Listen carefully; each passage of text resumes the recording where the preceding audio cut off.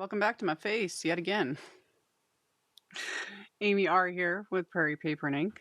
Face, card making space, live, unscripted, unfiltered. Hair's a mess. Honestly, I don't really care. Yeah, this one's gonna be a little more chill, within reason. You know, um, yeah. I was prepping everything to film a video, and then I was like, let's just do it live. I was feeling lonely. I needed somebody to talk to. So you guys, those that, got the notification and decided to tune in, awesome. Awesome. Love it. And for those that didn't, because this was last minute, I only set this up 30 minutes ago, something. So hello to everybody. Hello. So yeah, I'm going to do my die cutting right now. Like when I say prepped, I've been sitting here adding links and things. Most of what I plan on using listed and linked below. I try to make that as easy as possible. And then it's pinned at the top of the live chat. And then we're just going to go from there. I got a rough idea in my head. No guarantees. The dumpster fire that's going on back there most days. Who knows? Who knows what's going to happen? So we're just going to play it by ear and then see.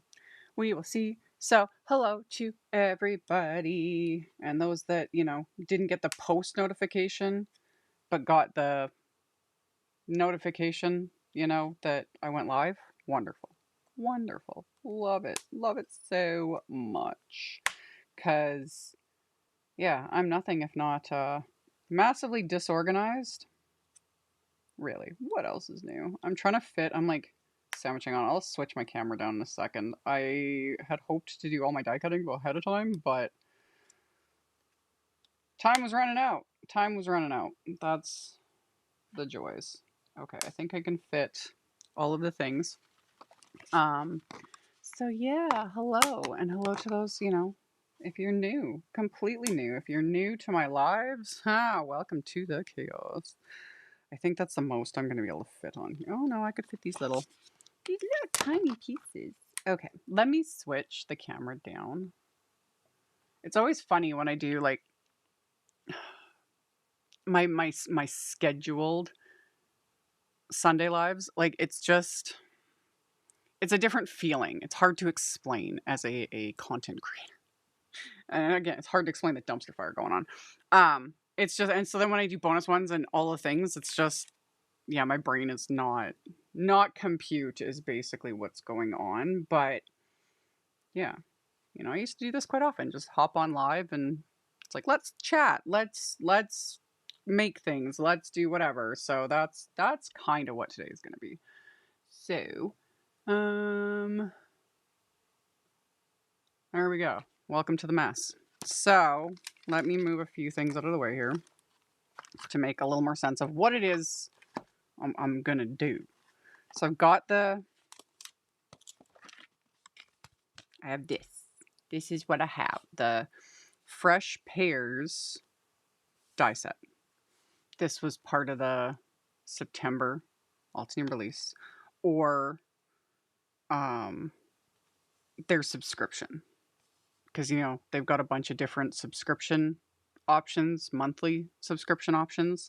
So there's the die, the creative cuts, and then there's the craft a flower, yada yada yada yada. So I think I'm not super well versed on their subscription exactly how it works, but people that are subscribed get this early.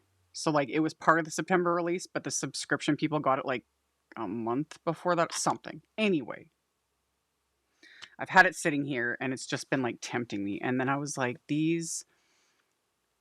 this type of die set will be really fun to watercolor. We can do ink blending, you can just die cut, solid cut, you can do whatever you want. But I was like, I've been in a watercolor mood and I was like, I want to watercolor some die cuts. So I pulled this out. So I'm organizing them onto just some cold press watercolor paper. Just, And I think I fit as many as I possibly can onto this, which is all well and good. Yeah, let's just die cut it, and we're just gonna see what happens. we're gonna see what happens, you know? It's been a hot minute since I've done watercoloring on die cuts. And as usual, I'm not fully prepared. Why should anyone be surprised, honestly? Okay. Let me also grab a little tray to stick these die cut pieces into so I'm not losing them. Okay. Yeah, we're most likely only going to do one card today because really I shouldn't have been going live. I have 5 million other things to do, but, um, you know. Okay. So, I do like, they don't do this with every single die cut. It depends on things, but more and more with the newer sets, they even go as far as like the die itself impresses, like the layer info. I really like that. I like that because sometimes it can get a little bit crazy. Um, so and then things like, I'm just mentioning what I'm observing off the fly, like things like the smaller die here. This is the top. These are like the highlight pieces. That's what these are.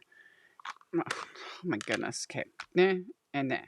And since you don't want debossed detail on that, it's actually on the outside. So, something to keep on. Not too worried about like losing. And then the keyhole thing, which I've explained many times. Altenew has explained it many times, but the keyhole shapes are different. So these are two different pairs in the set. We'll get to it when it's time to actually start layering things up. For now, let's just get my die cutting actually done. So this is a... Okay, so that goes with this one, which would mean that this goes with... Oh yeah, and it's even like debossed the... Oh, that's going to make things easier to line up. I don't even have to worry about it. I was kind of starting to overthink things, and I was like, oh no, if I don't keep track, are we even going to get this done? Yeah, no, we're good. Everything's good. Everything's good. Yeah, I love to watercolor. Watercoloring is just therapeutic for me. And I really encourage people to give it a go. You know, it's intimidating in the beginning. It really is. But the more you play with it, the more fun it gets. I was very, very intimidated and confused. And what else has changed? Nothing's changed since. Uh, with watercolor. And then the more I did it, the more I started playing with it, the more I practiced, like the more comfortable I got, until it literally has become one of my favorite things to do. I love it, especially on die cuts. I love to watercolor on die cuts. I probably shouldn't have been putting all those dies away because I need to die cut other pieces. Okay, I need this guy. Get off of here. I need that guy. I need, the little flowers because those are really cute. I've got to die cut those. Die cut this. These little pieces. These I should probably just die cut from some cardstock. We'll get to that in a second. Everything else is good.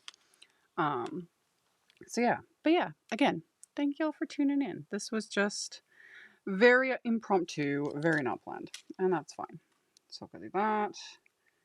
And then we got little itty bitty pieces here that I do not want to lose. These will be little flower center bits, which,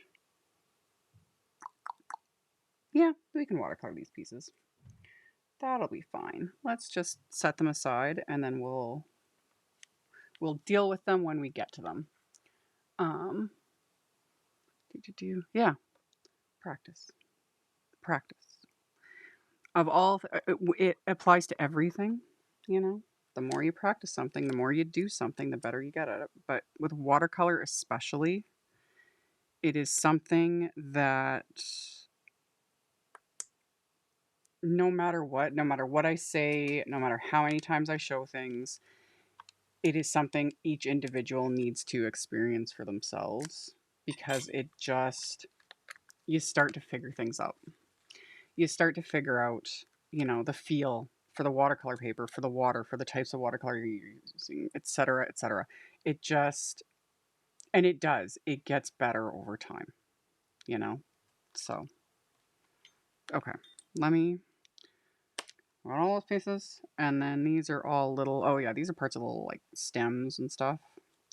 So these I'll die cut. I did put my little metal shim in my die cutting sandwich. I was talking yesterday during yesterday's live about my like magnetic mat and how it is basically on its last legs, which just means it's been like stretched out. And what would these be for? It's stretched out and doesn't have you know, so it's not as thick. And so die cutting things that are really delicate, or like die cutting thick stuff like watercolor paper, that's when I started adding the shim again. What were those little tiny, oh, those are part of the stem. No. I'm trying to like, what was this for? We'll get to it. Stop overthinking it. Stop overthinking it, you know? We ain't, do you prefer hot or cold or hot press, and do you prefer the bumpier or smoother side? I prefer cold press. And as far as which side of the watercolor paper, majority of the time, just out of habit, I will use the smoother side. When it comes to die cutting, do I have any smaller scraps? No, I do not. I do not. I do not. When it comes to die cutting your watercolor paper, like, yeah, you can kind of see it on camera, hopefully, depending on your screen. My camera and my screen is showing this. This, again, this is specifically Altenew's cold press, 100% cotton, blah, blah, blah. But this applies to the majority of cold press papers within reason. Because, again, not all papers, and especially watercolor paper, not all created equal. Very cross board. But with cold press, there's the textured side. So this would be the textured side. It's not super textured, but there's texture. And then that's the smoother side, the back. If I was stamping, I stamp on the smoother side. You're going to get a better stamped impression, you know? Because when you've got the little bits of texture in that, especially if it's a very, very detailed stamp, smoother. Hot press watercolor paper is a different beast. It's made differently, and they use heat, hence it being called hot press. And when they make hot press watercolor paper, it's going through the rollers with the heat, and it makes a very, very smooth surface, which is wonderful for stamping, you know, because you get like the smoothest impression. However, I rarely reach for hot press watercolor paper. The more I've used it over the years and the more I've gotten comfortable with watercolor paper, I started to notice, and any like real watercolor artists kind of attest to this, is because hot press has been run that way, it's been smoothed out. Your watercolor, a lot of times, your liquids, etc., will sit on top of the watercolor paper. They don't just sink in immediately. Like it behaves slightly differently. But people all have their preferences. It's always nice to have options. And I prefer cold press. It's what I like. But again, hot press if I had the most like detailed, delicate stamp, I would probably reach for hot press. But for like die cutting, the most of the stuff I do, cold press. And then it's just habit to go for the smoother side. But when you're die cutting it, kind of doesn't matter, you know? And why did I toss that? I need it. So I'm basically die cutting into the textured side, but a lot of these dies will like press it kind of flatter, so it, like I said, doesn't really matter. But preference. And you can always get packs to try out, like stuff like this. Specifically talking of Altenew's watercolor paper, they have packs that are, you know, like just 10 sheets. So you can get like these smaller packs, you know, so you're not having to get like a big, huge pack of watercolor, because again, watercolor paper can get expensive. Always worth investing in the good paper, but you can get smaller packs to try it out and see what you think. You know, it's always nice to have on hand, like say just a pack of hot press, just cuz. Cold press, what else, you know? So, yeah. Yeah, Mari, I like this. It's just a really nice set. You can't go wrong with fruit. You know, I'll never not love my florals, but something like this, even it's got a couple little florals, just a couple. But you know, it's like this can become anything, like any theme. That's why I like it. And it's pears. I like pears. I like coloring pear images. There's a lot of leeway with that too, in my opinion. Okay, my brain is just, yeah, my brain's still warming up, y'all. It's as usual been one of those days. I sound like a broken record with a lot of stuff, but it just is what it is. Okay, so we got all our die cut pieces, and then we can actually start doing the fun stuff. So there's my little florals. Let's stick these back where they belong so that I don't lose them. So that's one floral. We got greenery.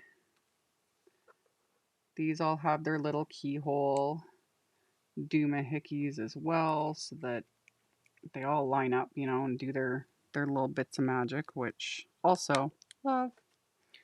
Okay, so we got that. There we go. There's all our die cut pieces, except for, these, the little stamens. These I'm just going to die cut from like a scrap of cardstock. We'll get to that. Yeah. I will forget. Saying it right now. I'm going to forget. I'm going to forget about that die. But we'll get to it when it's time to like assemble, because I think I'm just going to, because these are so tiny. There's no point watercoloring them, in my opinion.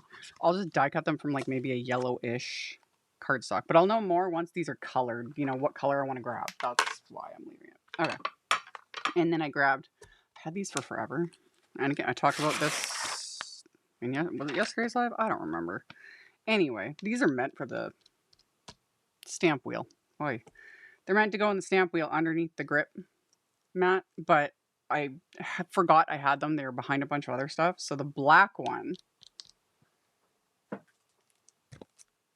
that's Sloan's pocket, I'm going to put behind. I might do that later, because we're going to use a stamp wheel later to deal with sentiments. But anyway, they're sticky. They're the kind with the low stick. So I was like, ooh, this can be my new watercolor holder. I was talking about that in a video. I like stuff like this because it's a little, because of the low-tech adhesive, specifically with watercolor. Like I could stick these to one of my grip mats just fine. Everything's fine. It doesn't really matter. But when I'm watercoloring, I do like having something like this. This will get stained. Me doing this, I don't care. That's fine. I'll rinse this underwater when I'm done, and the staining will just be what it is. But this will just become a dedicated tool for doing this kind of stuff, you know, to stick little die cuts on it to watercolor them. So I'm just going to kind of cluster everything, all of the like elements together. So my leaves, branch, these are all stem pieces. So also, oh yeah, okay, yeah, this all makes sense. So stem pieces that are the same. And then those two little odd pieces that I'm still not 100% sure what these are, but they were part of the stem die, so I will be coloring them the same. I don't care. And then I got my pears. And then these little units. Oh, I think these are part of the flowers, right? Oh, they go behind the flower. Okay, so those are little pieces like that. And then we have our little blooms, just like so. Okay, there we go. Stick, yeah, that, this, there's our blooms, our itty bitty flower centers. We'll just stick those right there. And then my final pair. There we go. There we go. So there's our die cut pieces. And then I cleaned off this palette. You don't need to clean your palettes off. You know, you can just keep rewetting them, reusing them. But I cleaned it off because I had a bunch of sludge on here from other projects. So I start with a fresh palette. And then I think these are the colors I want to use. Maybe I'm going to add in, not red, toluene. Where is my, there we go. Smidge of that. And then you guys get a sneak peek. These are coming out in a couple days, I'm pretty sure. Not like this isn't anything like mind-blowing. It's not new stamps or dies. I won't show that. I know I value my job better. But more colors in the tubes. So burnt sienna, Van Dyke brown, and Mars red. Love it. Hence me also wanting to watercolor, because I was like, ooh, those are perfect for, you know, little stems and little, if we want to get into some little earthy tones, why not? So if you've never worked with tube watercolors, you can do them like this. It doesn't have to be a fancy palette. You can squeeze them onto any non-porous surface. You can also take your tube, any tube watercolor, you can take it and squeeze it into little pans and let it dry. It'll take, if you squeeze them into actual like little, you know, watercolor pans, it will take days to dry.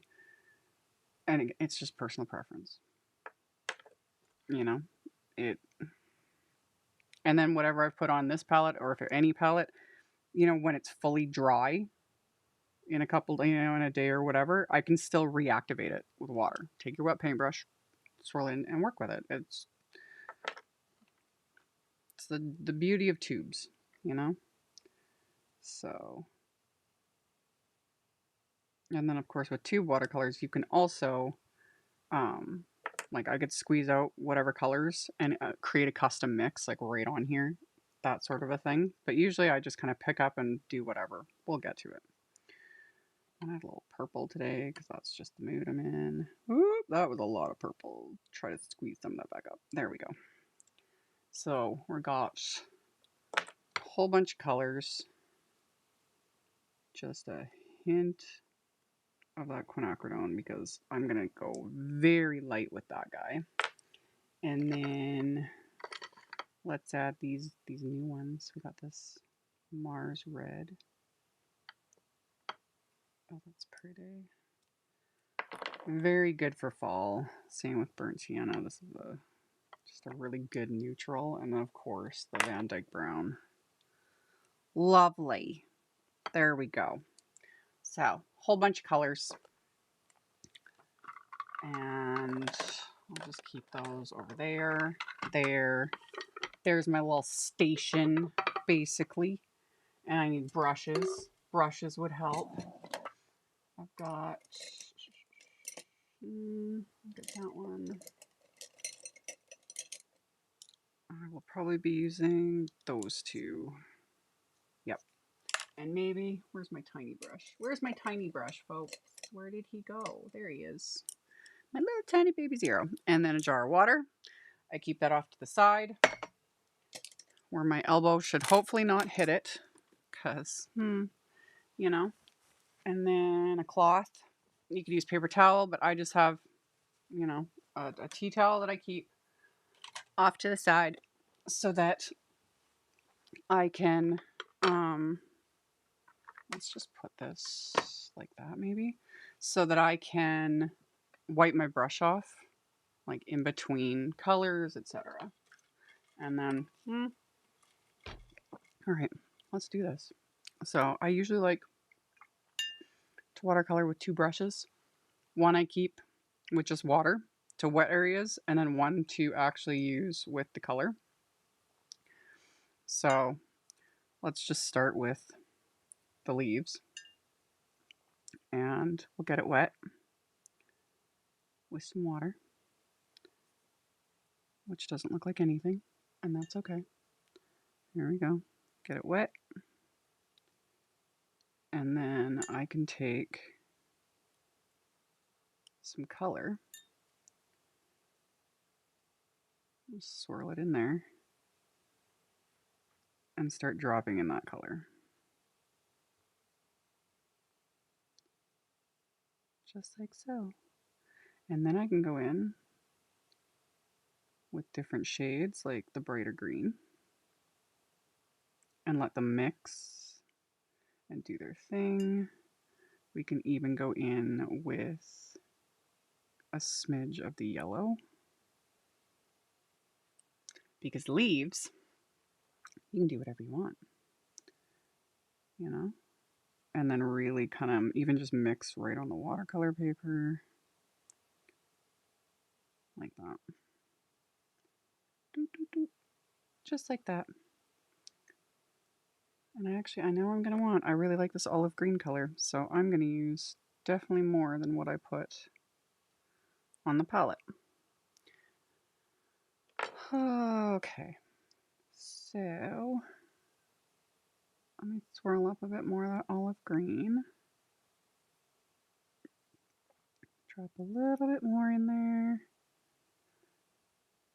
Paint a bit there.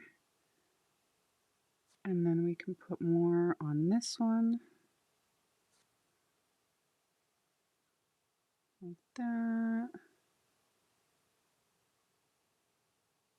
And then go in with that brighter green, which was phthalo green. Like that. And then add in more of that yellow.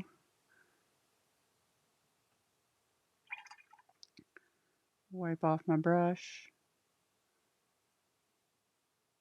so I can get a little bit more of the yellow as is.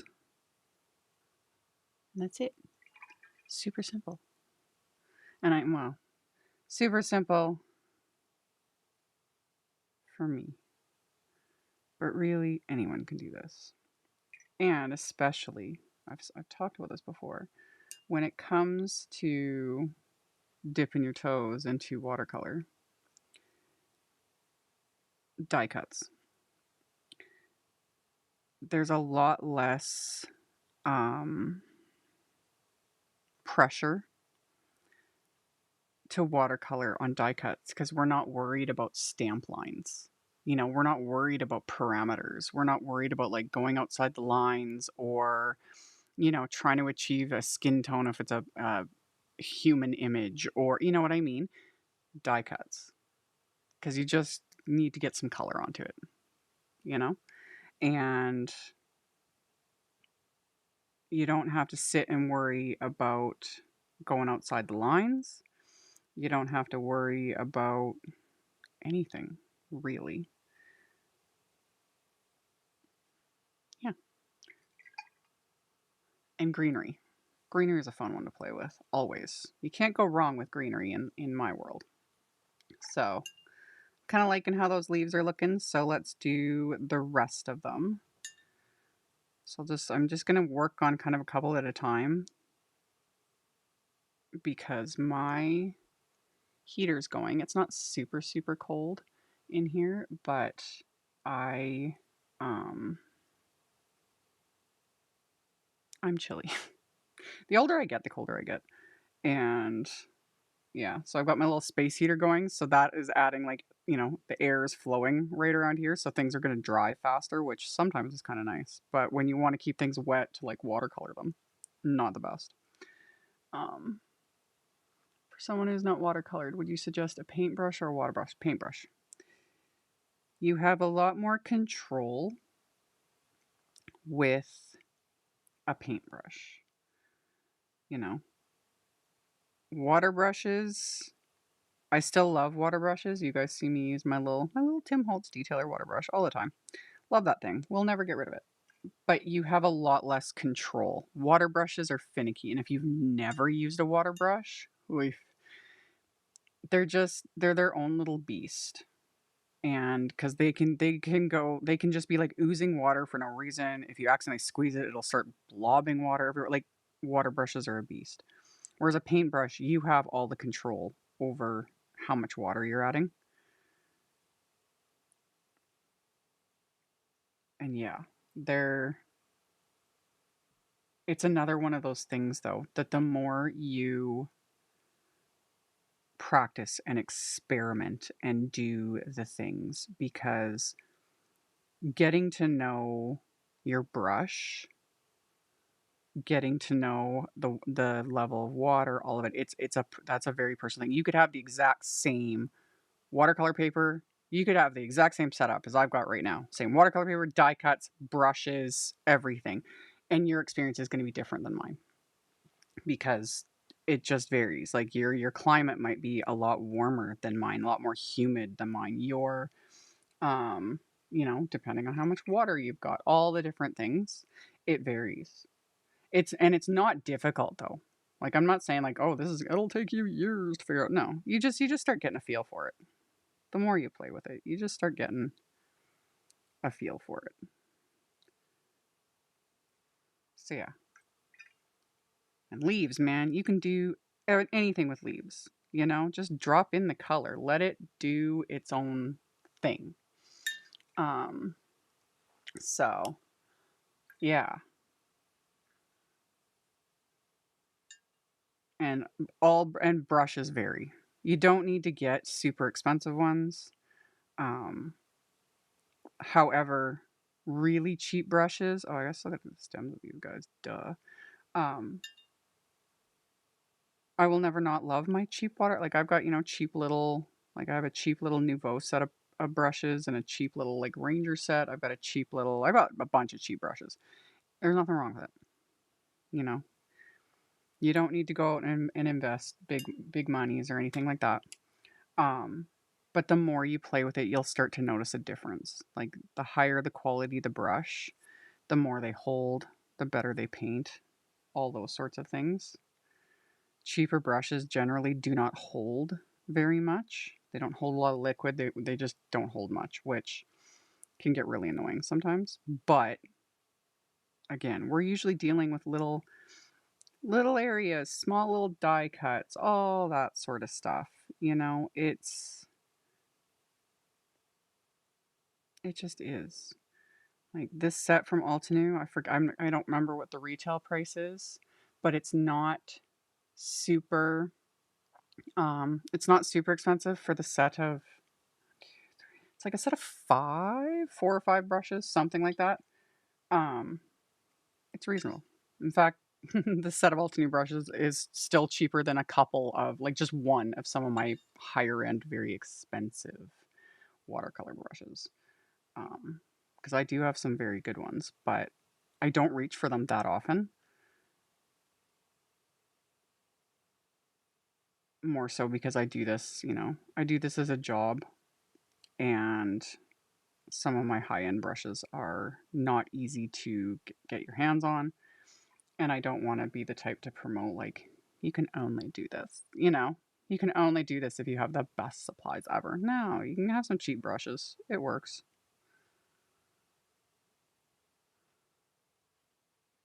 Keep dropping in some of this color, and you could leave it like this, like very more variegated like that, but I want mine a little more mixed together. Just that's the look I'm going for. Just like that. So we'll just kind of keep letting it do its thing.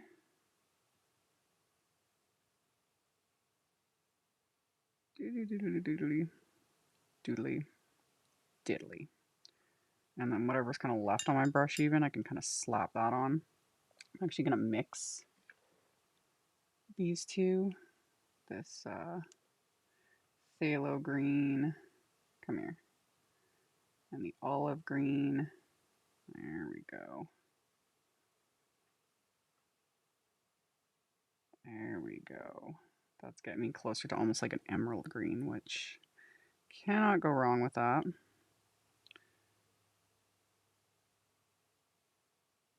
And as you can see, these two leaves are still a little bit wet, so the color's spreading faster, whereas these are starting to really dry out. Again, not the end of the world. Add a little bit of water.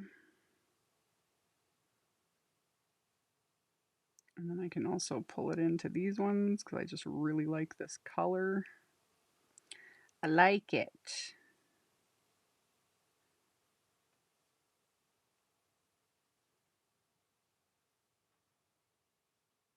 And with leaves, you can just do whatever you want. You can do whatever you want, you know? There are no rules. So slap that on, wipe off my brush a bit.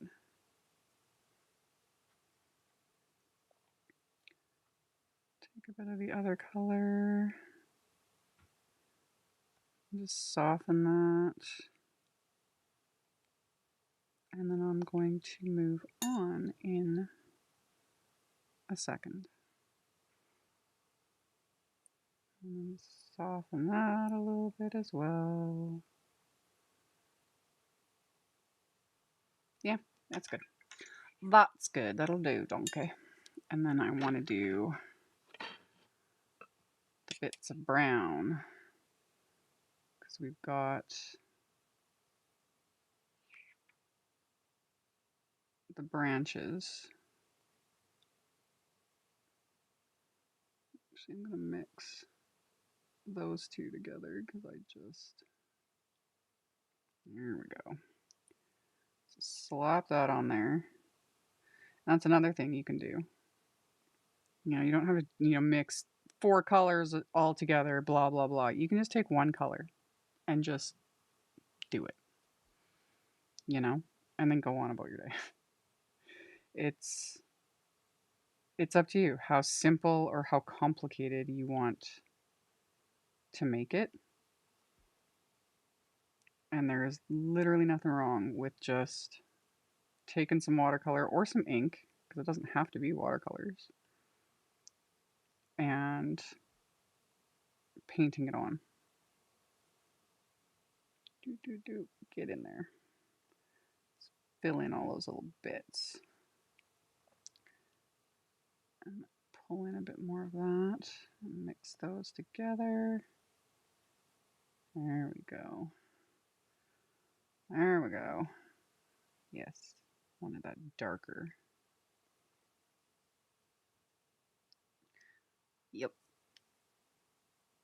And then I'm just going to slap on, I need a bit more water. I'm going to slap on some color on this. This is all getting covered up by the other die cuts, but I just want to kind of get mostly around the edges so I won't have that exposed edge of the watercolor paper showing. So that should be fine.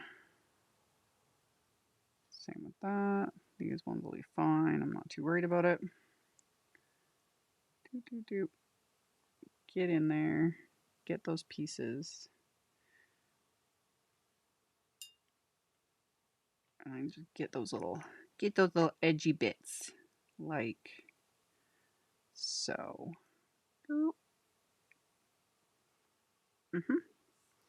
Fabulous. So then we've got just branches.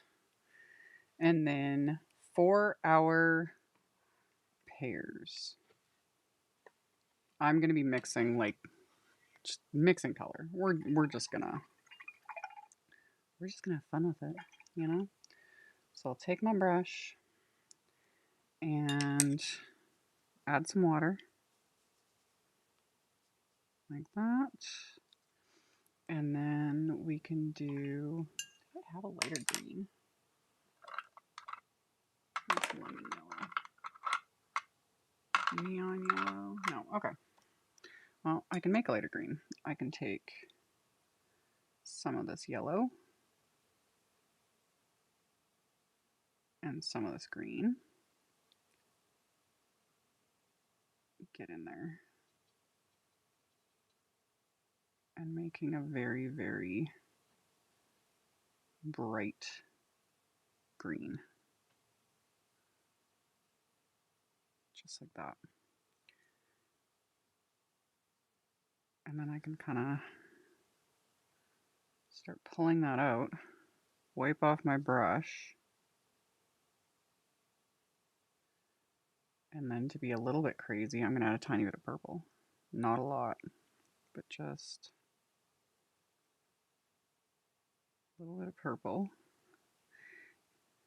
And when purple and green mix, they will make sludge, like it'll turn muddy, but I'm okay with a little bit of that because you think pears have bits of like brown flecks, etc. Like I'm not going for realistic here. That's not how I roll. So then I'm gonna wipe off my brush and just kind of soften that transition between the two shades. And yeah, when you're adding a lot of water, die cuts will start to like curl up and that sort of a thing, you know? I'm okay with that. I'm not worried about them like having to stick, you know, in place. It's fine. It's fine. So I'm gonna go back in. Everything is still wet. So I'm just gonna add a bit more. Wipe that off. Add a bit more of the purple because I just kind of like that.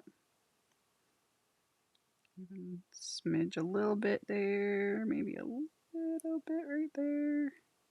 Just a bit. Let it do its thing.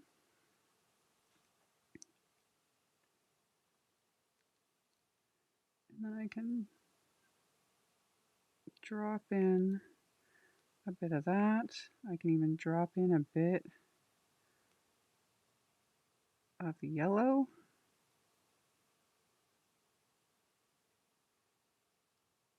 And then let those colors kind of get to know each other right there. And then leave it. Because it's also like habit to want to go in and continue mucking with it. Trust me, I know.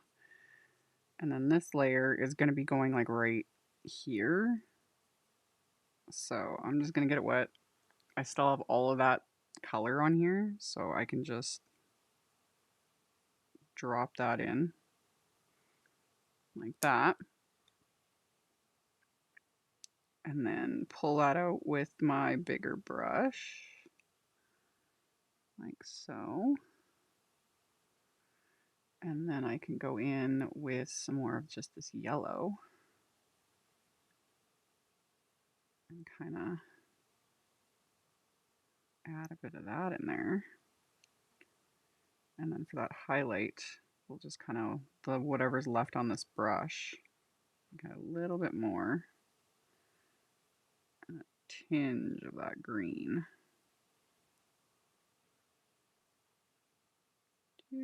Like that. That'll work. That'll work.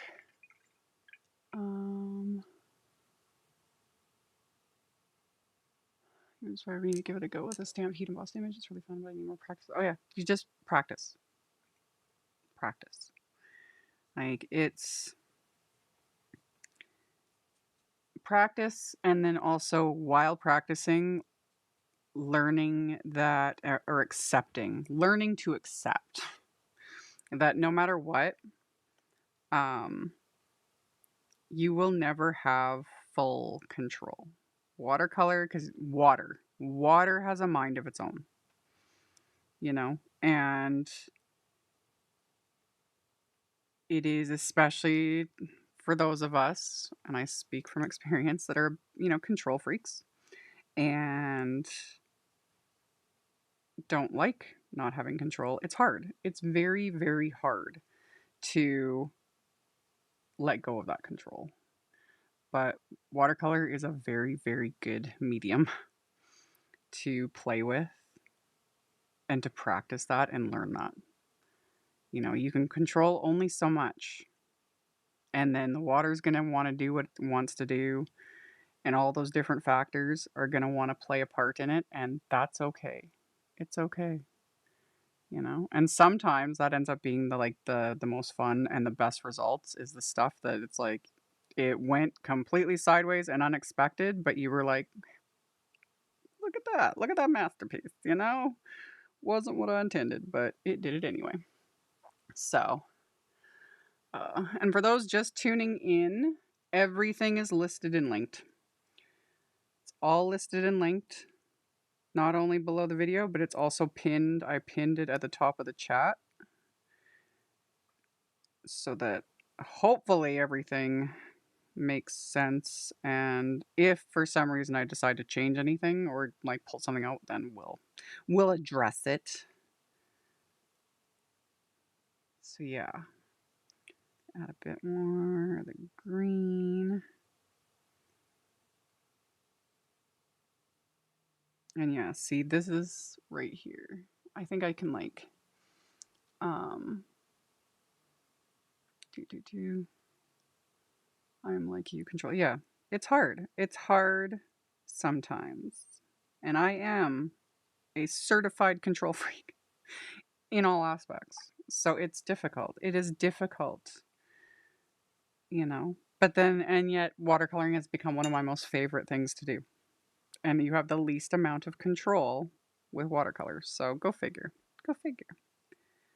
It's really fun though, you know, and it's the more comfortable you get with it, learning to experiment with color, learning to experiment mixing color and what they're going to do, because again it varies.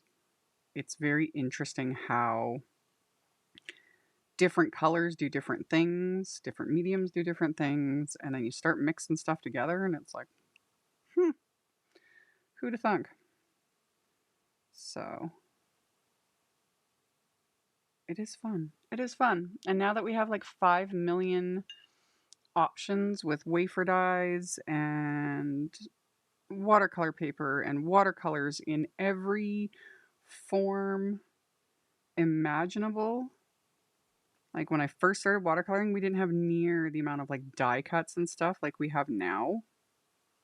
And it's kind of crazy. Like, really, when I started watercoloring, we didn't have like the layering die sets that we have now. So I wish we had, because I think I would have like taken to it even faster. Um, but yeah, I'm gonna add like a smidge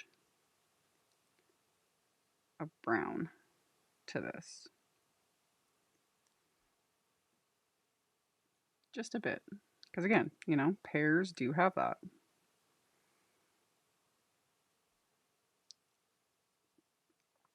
So I'm gonna wet this a little bit just to soften things, and then I'll drop in a bit of the brown,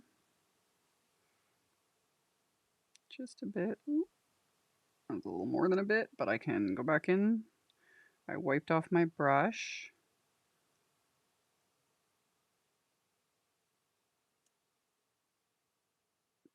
Wipe off again. There we go. There we go. Pull that in there. I'm like, that's gonna go like that. Oh yeah. It'll work. It'll work. So now, I'm gonna kind of lighten this a bit. Just using a clean brush, like a damp brush, and then kind of wiping it on here. Yeah, I like that a little better. And I can actually go in on this one. Add a little bit more color, just a smidge. Yeah, that works. And then, well, thank you, Linda. Let me. Thank you for the super chat. I appreciate it. Okay. So then, for these little bits go underneath the blooms. So I'm just going to use that green mixture, whatever it is, again, just that's on my brush already. So I'm just going to use a bit of that, because you're not even going to see much of these pieces. So I'm just going to paint that on there, like so. I'm going to add it to the flower centers, but I'm probably still going to drop in some brown on these little guys. But I'll just get that little bit on there. There we go. Let's fill those in. And then get all that color off my brush, which there was a lot. For these little blooms, I'm basically going to take that quinacridone magenta, take my brush, there we go, paint these with water, and then take just a bit of this. I don't want much. You can see it's very, very watered down. Very watered down.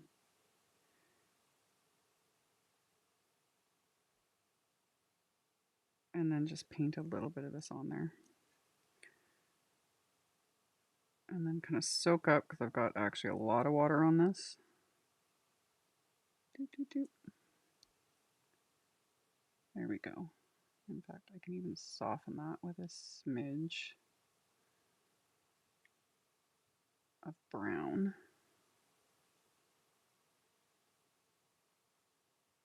And then just a bit right towards the base of these petals.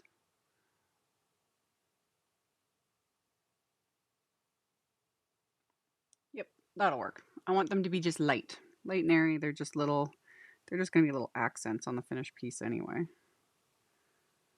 So then repeat, doop, doop, doop, paint with water. And then I go in with the color right at the base. And then I go back with the clean brush and just kind of pull out that little bit of color.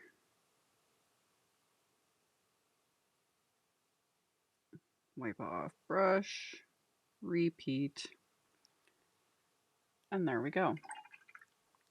So at the moment, it kind of looks like a bit of a hot mess, you know?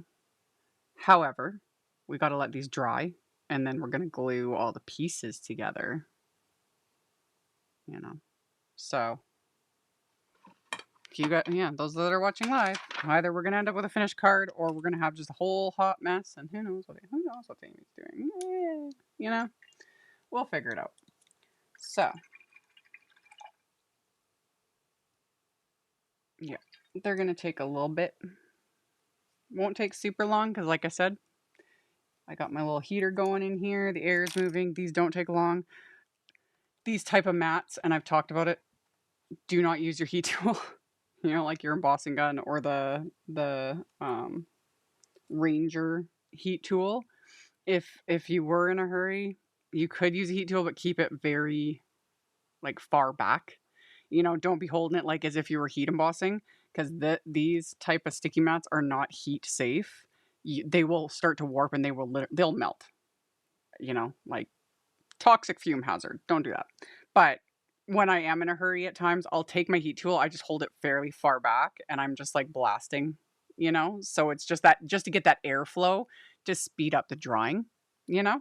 But again, these won't take very long. Like these will take the longest because I put the most water on, but most of these pieces, they'll just dry.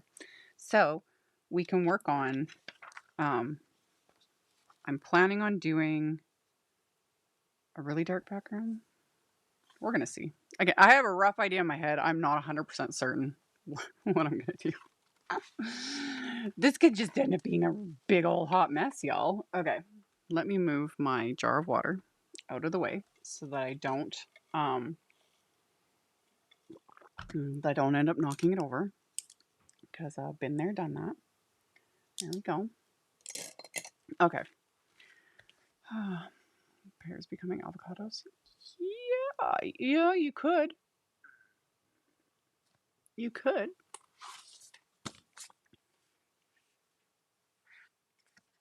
If you saw it like almost if you trimmed off a little bit, just so, because like this shape, this one's a little better of a shape in a sense. And like you think of it without the branch. Yeah, you almost could do, and then do it a very dark color, obviously. You know, and then there is, and I didn't die cut them, but there are pieces to do like a sliced pear. So for that, obviously you wouldn't use like the little seeds or whatever, but you could just use like almost like a circle shape, like a circle die for the pit. There's options. There's always options, man. Okay. I want to do a really dark background for this. I've been on a very dark, it's a dark background kick. I don't know. I'm in my goth era. I'm going to cut this a little bit bigger just to give me a bit, just a bit of leeway. Again, my skin is so oily. Like, I get like fingerprints on darker cardstock, but I'm going to add stuff to this, so I'm not too worried about it. We'll deal with it. So I'm going to cut this a little bigger than A2 sized for the moment. I'm going to need this piece because that'll be for the sentiment is the plan. Whoa, and I nearly... Are we still live? Okay. See, this is what I'm talking about. Nearly knocked that over on my Steam Deck, and that would have ended the live. Are we still live? Yep. Yep. Mm-hmm. Okay. Let's move the drink, my big heavy drink, over to the side. Okay, we're good. What did I knock over? Oh, my glue. That's what I lost. Okay, we're good. Everything's good. Let's turn that off. And I knocked my glue. Mondays. Glue. Stay in your home. Steam Deck. Stream Deck. Do not do your thing. Let's get back to the regular scheduled program. So we've got evergreen cardstock.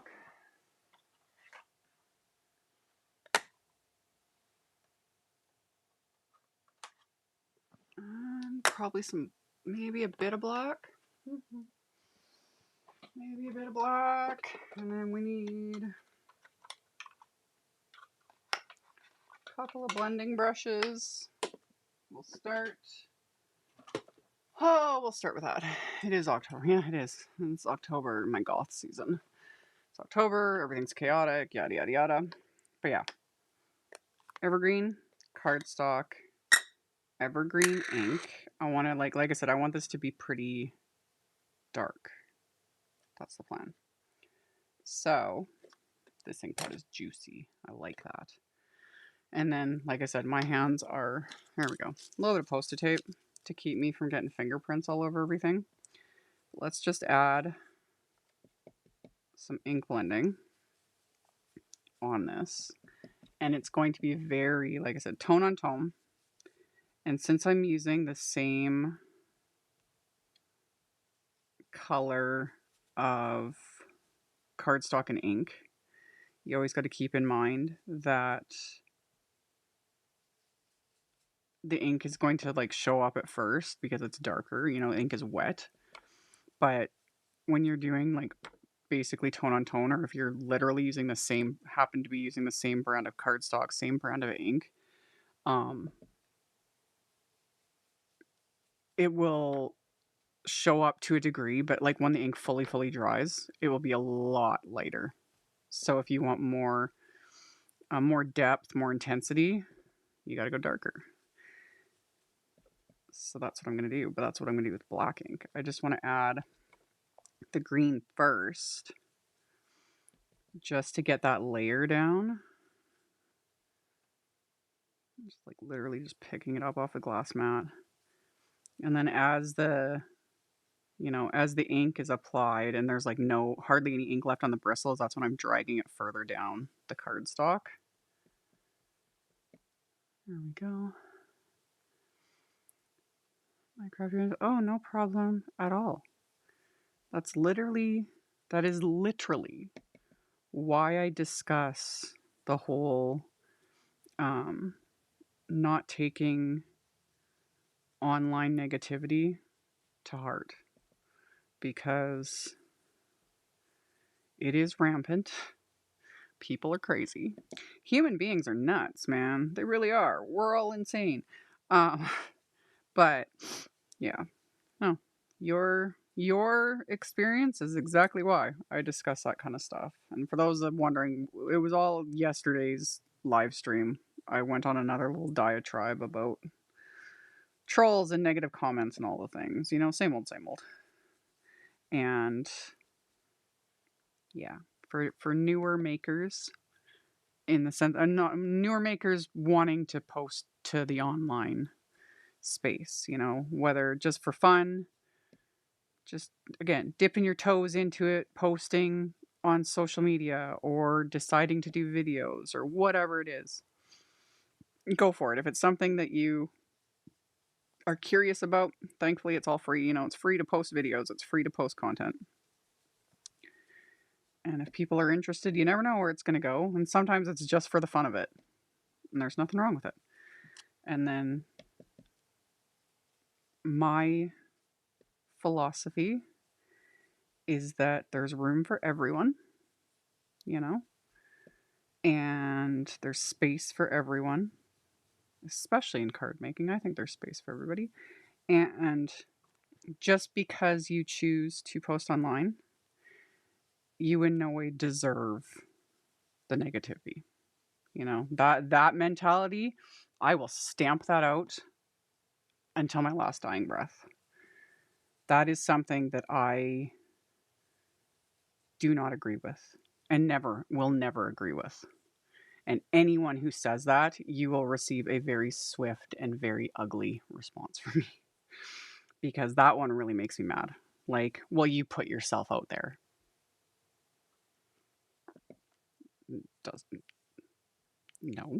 Doesn't matter. That doesn't mean that it's acceptable to be negative or mean or rude.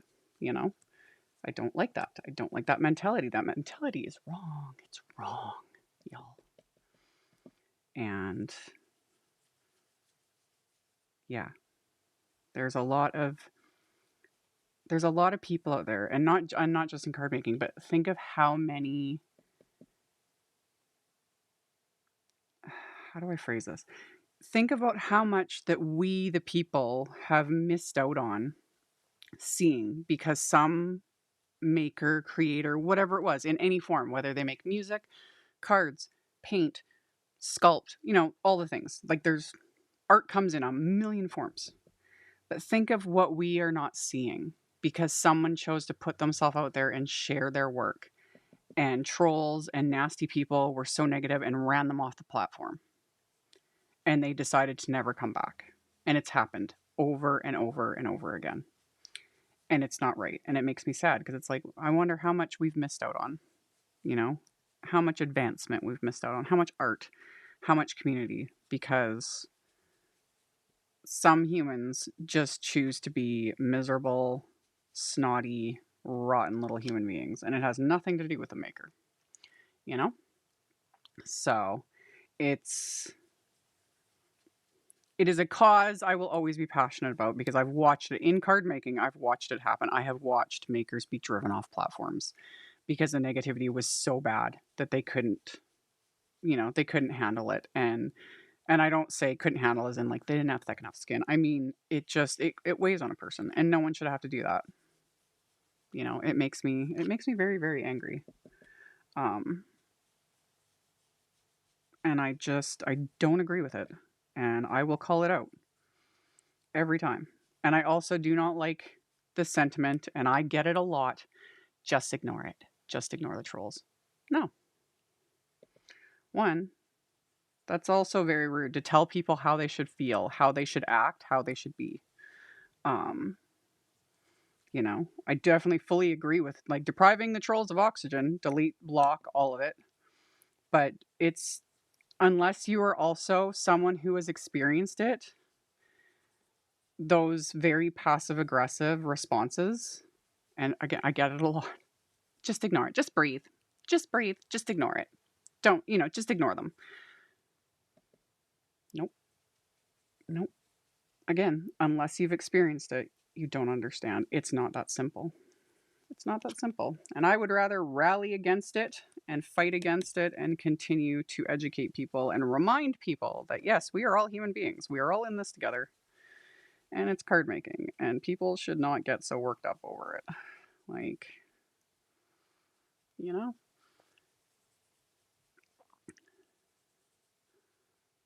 The same thing happens in the coloring community. Oh, it happens in every community. Every community. Literally. Every art community of ever, and there's a million different forms, you know, but literally every community. And some are significantly worse than others. Like,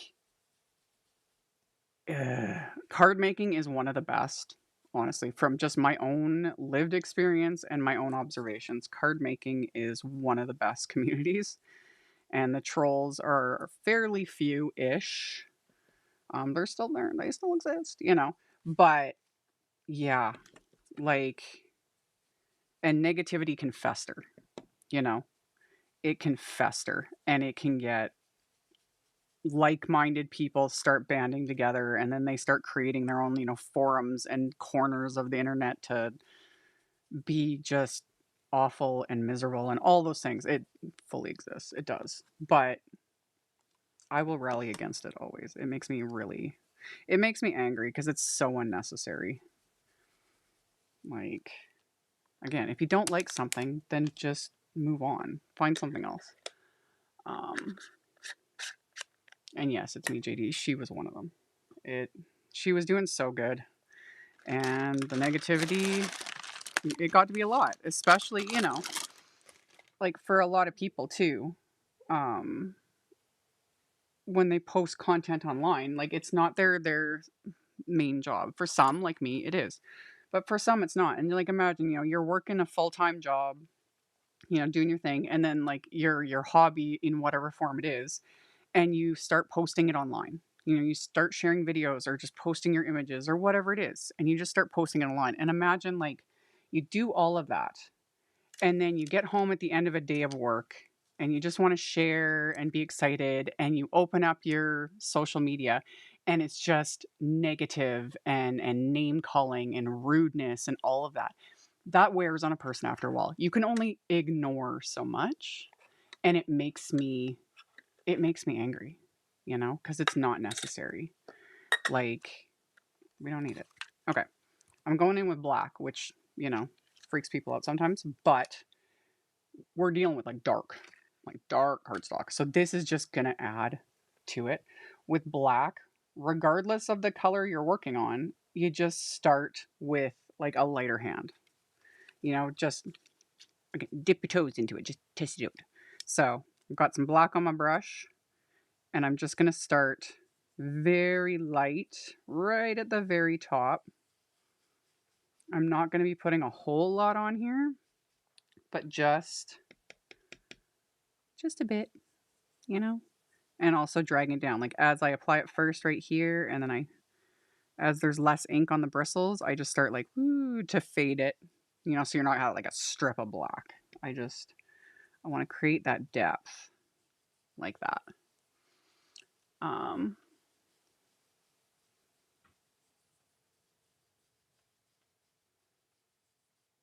uh,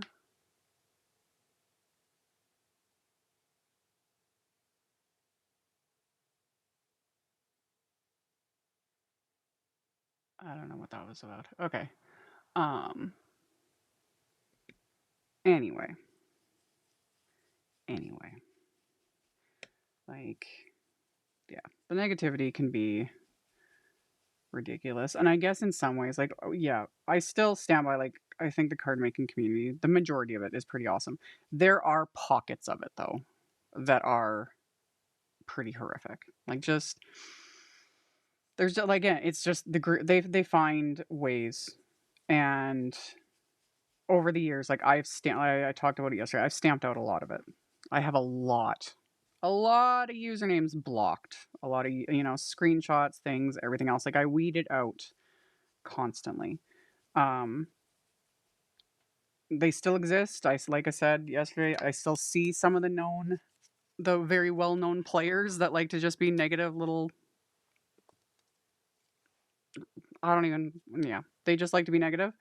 Um, but yeah, certain types of content also really attract that, and then there are also those that cater to it.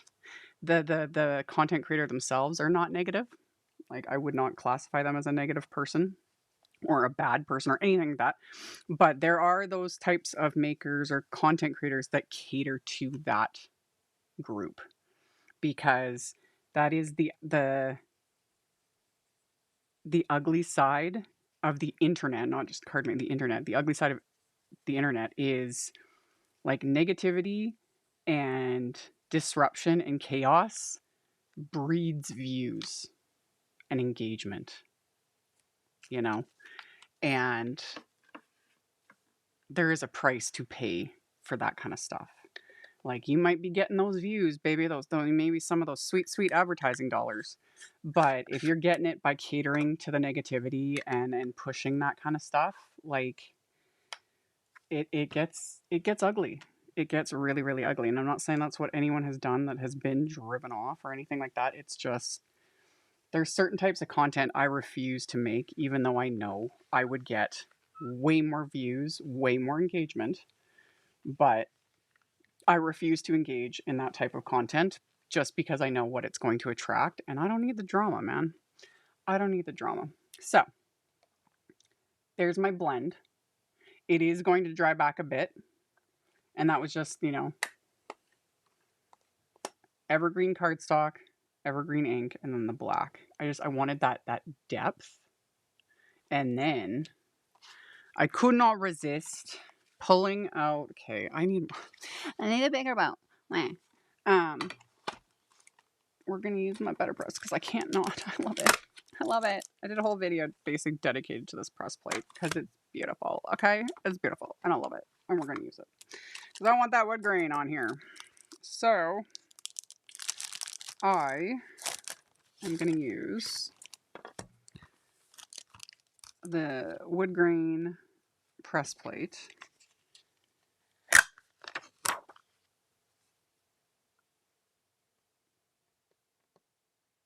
Yeah, I'm going to use it with the evergreen ink. That's what I'm going to do. That's what I'm going to do. Okay. Okay. So, got my BETTERPRESS. Got my plate. We're going to stick them in there like that. And then we're going to... I didn't even think about the inside of my card. Darn it. Oh, I know what I can do. Ooh, I know what I can do. Ha! Let me take this. Yeah. I'm going to take a strip of this. Because I was like, crap, I forgot the inside of my card. We can't forget the inside. That's a crime against nature. That's a crime against nature. So we can take that. Yep. Will it all fit within reason? Maybe not. I'll run it through a second time. We're good. Okay. So I got my press plate. And then we're going to use... Where's my... That's right. I cut this a little bigger than A2 size. Because like I said, I wanted some margins. So I can just use my trusty little bits of tape that I keep on here and just reuse a million times over because I don't care. Because the edges of this are going to get cut off anyway. So we'll hold that in place. Just like that. Just enough to hold it in place. Okay. Get this. Hi. Okay. I need a bigger boat, you guys. Like, seriously. There we go. Okay. Oh my goodness. There we go. Now, I want...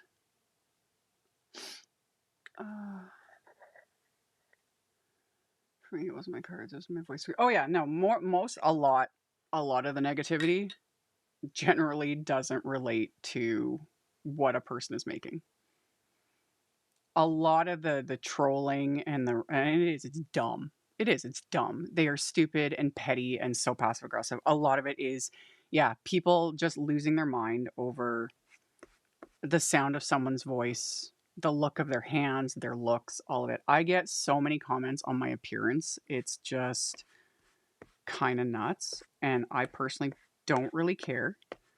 However, making comments on someone's appearance is so pointless. It is. It's pointless. And especially if it's a negative comment of like something you cannot change. Like, goodness, I teach that to my kids. Like, that's just the lowest bar, the lowest hanging fruit to go after someone's appearance. And yeah, there's no need for it. There's no need for it, man. Okay, did I get enough ink on here? It looks like it. So I'm just inking up with evergreen ink. So again, this is going to be subtle, you know, because I'm going tone on tone. I was going to use a pigment ink for this, but I kind of want the tone on tone. You know, the background's supposed to be the background. So we're just going to do that. And then I need my...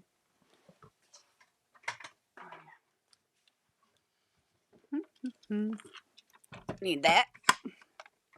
And we need dupe. There we go. And then we just run this through the die cut machine. And that's going to press the pattern into the cardstock. And again, I need more space. Oh, I need more space, but that's okay. Oh, heck yeah. Oh, I love it so much. I love the press plates. I wonder, can you see? There. That texture, like it pressed in. You see what I mean? It is so hard to show that on camera sometimes. And this is thinner cardstock, but it is pressed in. Like that is texture. I love it. Love it so much. I love press plates. They make me so happy. Oh, this is going to be messy. And I'm probably going to have to replace this tape now because I got green ink all over it. But oh well.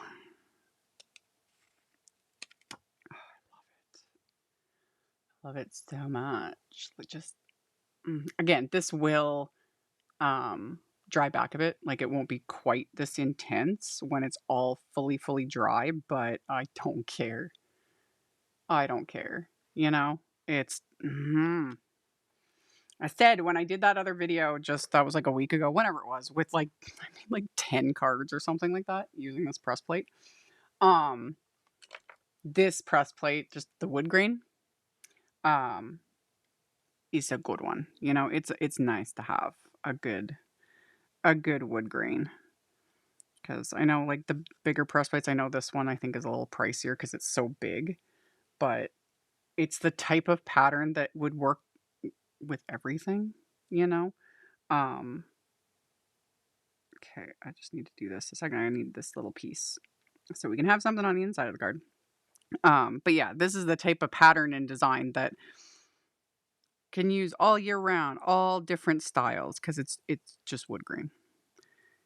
You know, whereas I get some of the other when it's a specific style, sentiment type, etc., that makes it a little different.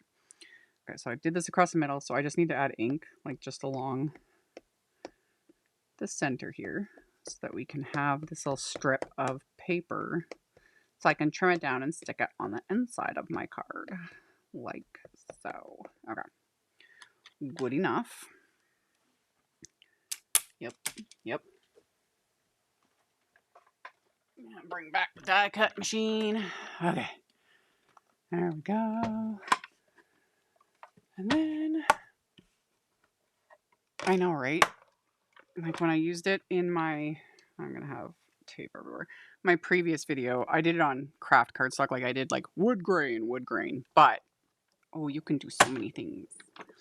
And heck, again, I need more hours in the day. I want to run this plate through with just white cardstock through my die cut machine with the embossing mat just to get the impression. Love. So many things. So many things we can do. Oh. Hot foil this with silver foil on white cardstock. You know? Could you imagine?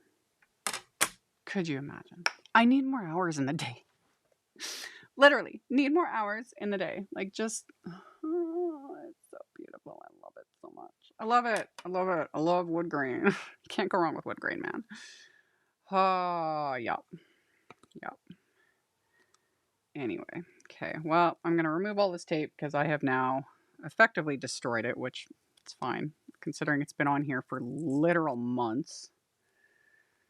It's all good. And I need to like clean this up. I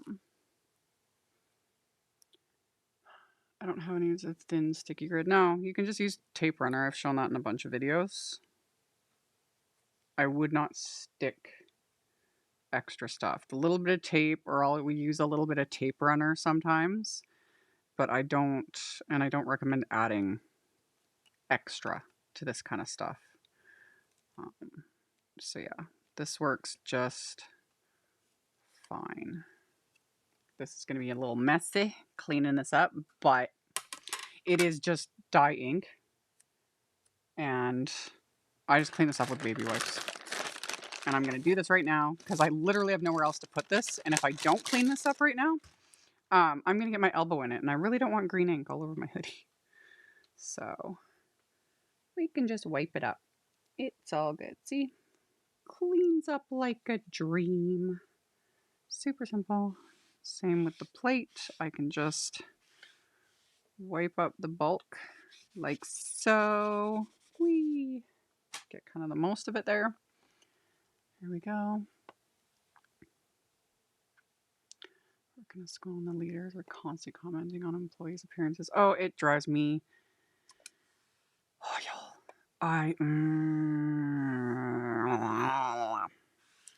You know, I could rant. Commenting on people's appearance, on what they're wearing, all of it. It just... we as a society need to do better. Like, I have raised my children to understand they can wear whatever they want. They can dress however they want. They can choose to look however they want. Their bodies, their choice. Their appearance, their choice. That said, of course, there's, always caveats when you're in a professional setting or different things, all that. Whatever. But in theory, it's nobody's darn business. And as a female person who was raised with ridiculous, stupid restrictions while all the male persons were allowed to wear and do and say whatever they wanted,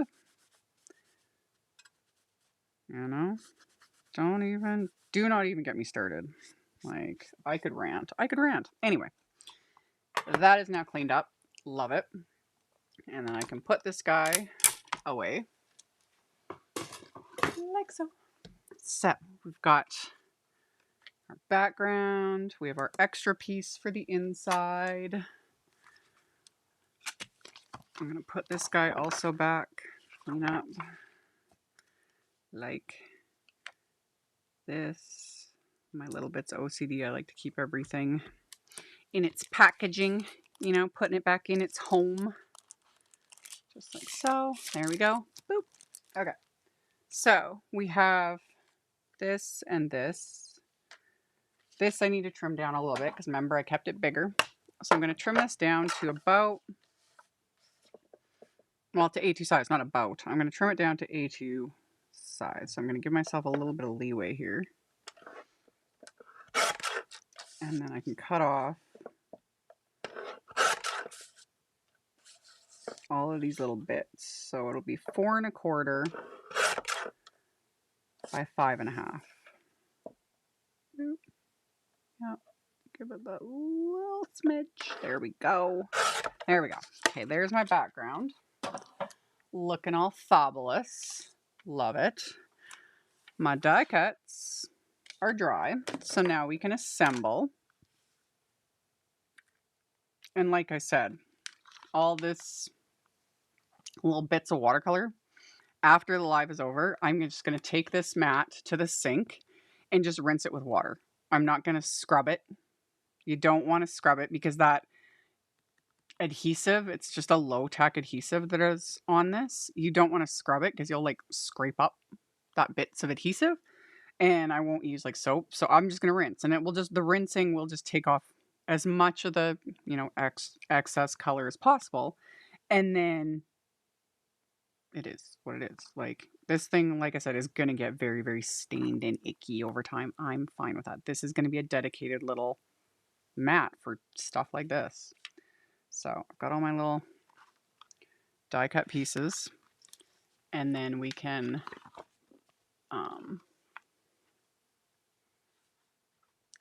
being the girl in Three Brothers, I know what you're talking about to this day, and I wonder why. Misogyny, chauvinism, patriarchy, basically, literally. This has been going on for centuries. Women have been blamed for everything. You guys, I could rant. Women are blamed for everything. Women are classified as too emotional. Women are always asked what were they wearing. Women are blamed. Women are ones attacked. Women cannot hold high positions of power because we're too emotional, blah, blah, blah. And yet women are the ones that do everything. We do the raising, the cooking, the cleaning, the instructing, the calming down of all the things, you know? So yeah. Told y'all. I can rant. Anyway, we're gonna assemble some pears now. So let's start with this guy with the keyhole shape. So that's so I need that piece and that piece. Yes, that's what we need. So it's super simple. This is the one thing I did forget to link to, but it's just a Tim Holtz little mat. I can edit and add this afterwards. It's nothing crazy. This will just kind of help keep me a smidge more organized.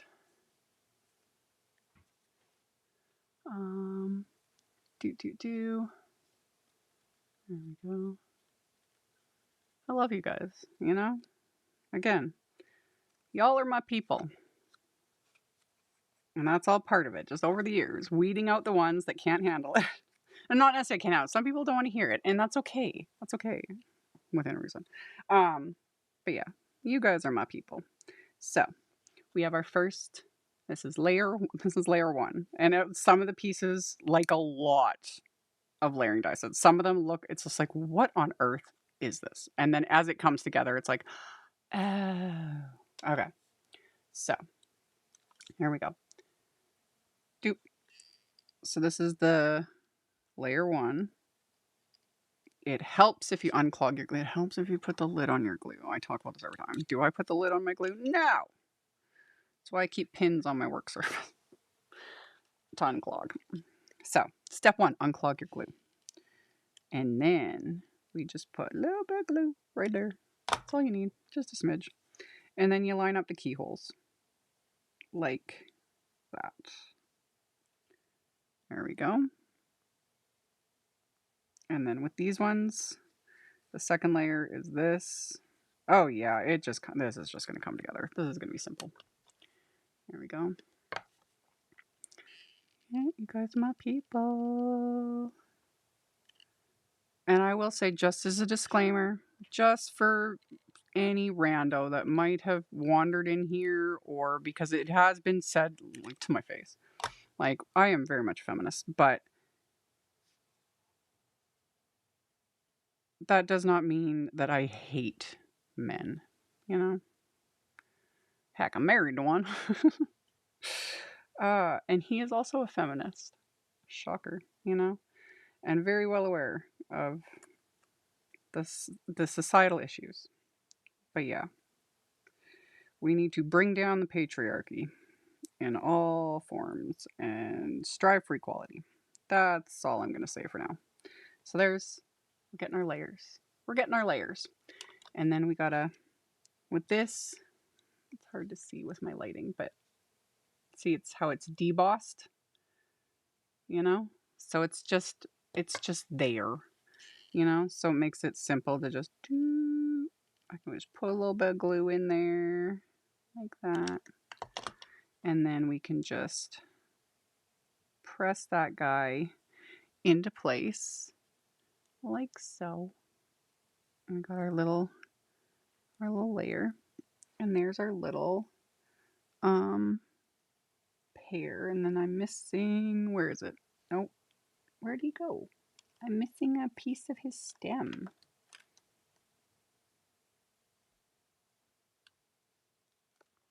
Oh, there he is. See, I knew it. I'm not crazy. I was like, I'm not crazy. Oh, I love it. I love it. This is so ridiculously cute. I love it so much. I love it so much. Okay. So you can do that.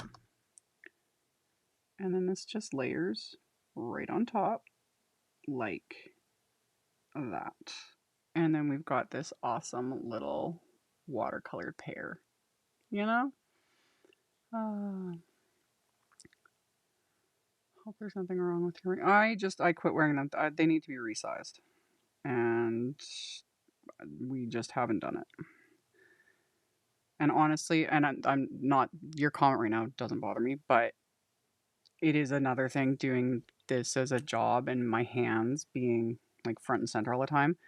Y'all, it gets exhausting when I get literal emails over my rings, you know, because I wore them for so long and then they needed to be resized, so I stopped wearing them. And when I stopped wearing them, I had people freaking out, thinking that Chris and I were no longer together, got divorced, yada yada. And I was like, everything's fine, everything's fine, y'all. They're too big. That's it. So, but I get it. I get it. It's just sometimes it just creates literal chaos. And I was like, I wasn't trying to create chaos. He's alive. Everything's good. I was like literally needing to like go live with Chris and like pull him on screen, like show proof of life. Like he's here. Everything's fine. Everything's fine. Yeah. Anyway. Okay. Now we need to do this little guy. I'm still not sure what these little pieces are for. They're the seeds. I've been like this whole time. I was like, what are they're the seeds. So I did not need them. Okay. We're good.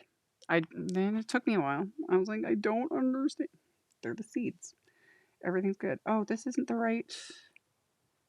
Oh, no. Okay, that's for the other. That's for the open one. Okay, I don't need those pieces either. So painted a couple extras. It's fine. This one gets attached right to a leaf. So yeah, we just had to find the one with the triangle. Now we're good. There we go. So got my pieces. And this one. Doobly-doo. Oh, and no, I do need that. Okay, perfect. Yes, this layer's on top. We're good. Amy knows what she's doing. She's a professional. Can you tell this is the very first time I've ever assembled this die set? The first time's always the hardest. You know, like I said at the beginning, figuring out the little bits, and then as it comes together, it's like, oh, I get it now. I see what they were trying to do, you know? Okay. I had to stop wearing my rings because my hands are swollen all the time and they get so stiff. It was cutting my circulation. Yeah, things like that. That was happening to me as well. That was one of the issues. And then I had to do some serious lifestyle changes and all the things to get myself healthy again. And yeah, the rings just, I was wearing, like I had like electrical tape wrapped around them for the longest time just to keep them like on. Because yeah, they were loose and like driving me nuts. And then I got little ring sizers and I tried that for a bit, and they bother me, like when they're swirling around. And because those that have seen that ring, it's it's got a big old amethyst on it and stuff, and it just, I definitely, like, I am on the spectrum officially. I was officially diagnosed with ADHD a few months ago. But I definitely have like those little bits, like certain things bother me, certain textures, certain things, yeah. And something for me, that's why I don't really wear jewelry at all anymore, because I just found it annoys me. It really does. Like, I stopped wearing my little Apple Watch because same thing, the band, I need to get a different band because it's just, and that little bit of looseness, so it's like jiggling back and forth, drives me insane. Like, it puts me in a rage. It's not a good thing. So I was like, I'm just going to stop wearing it until I get another watch band. Save us all the aggravation. So, yeah, things like that. Okay, look at how great this is coming together. I love it. Okay. Add the little bit for this little stem. Boop. And there we go. And there's my little pears. Oh, they're so cute. They're so cute. Look at it. Look at it. We're going to add splatter, of course. You know? So there's the pears. And then we've got this gorgeous branch. So we've got this. Okay, this all now. Yeah, see, like I said, once you get... Like when I was die cutting, I'm just like, this is all very random. It's always funny. And then once we're at this point, it's like, this all makes sense. These are for the other leaves. Okay, I get it now. I get it now. Where's my pokey tool? Where did my pokey tool go? Did anyone see my pokey tool? Anyone? Bueller? Bueller? Seriously, where did it... Did I flip that into the garbage earlier too? Knowing me, I probably did. You guys... There it is. That'll work. That'll work. It has a pokey tool on it. Yes.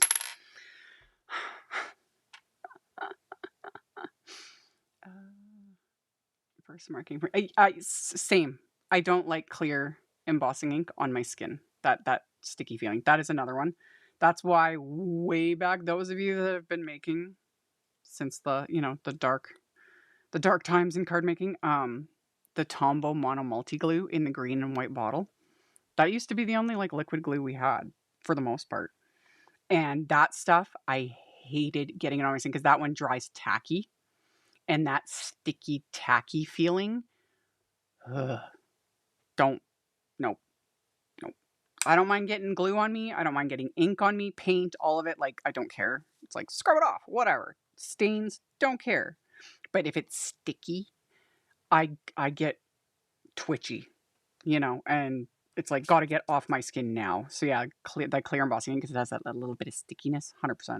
Drives me nuts. But I love it.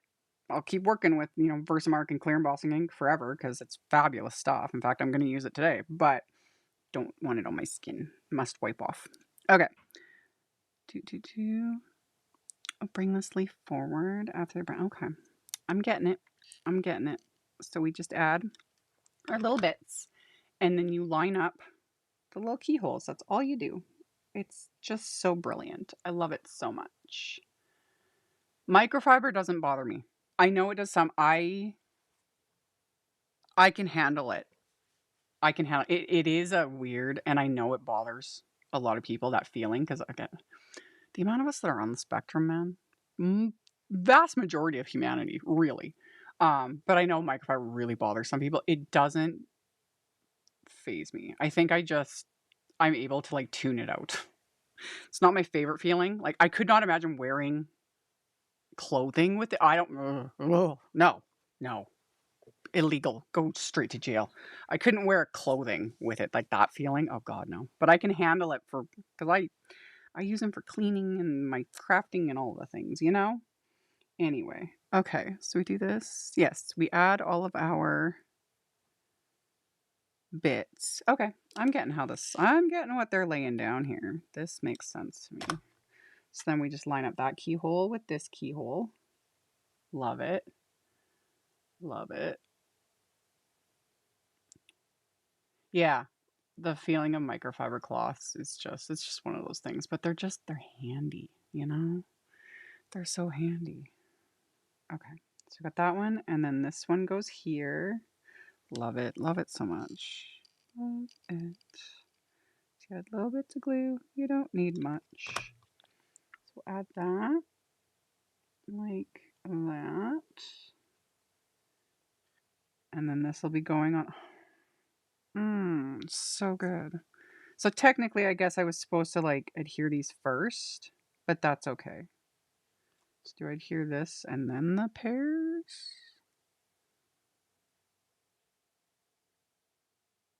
Hear this? Yeah, we adhere this and then the pears. Okay, this makes sense to me.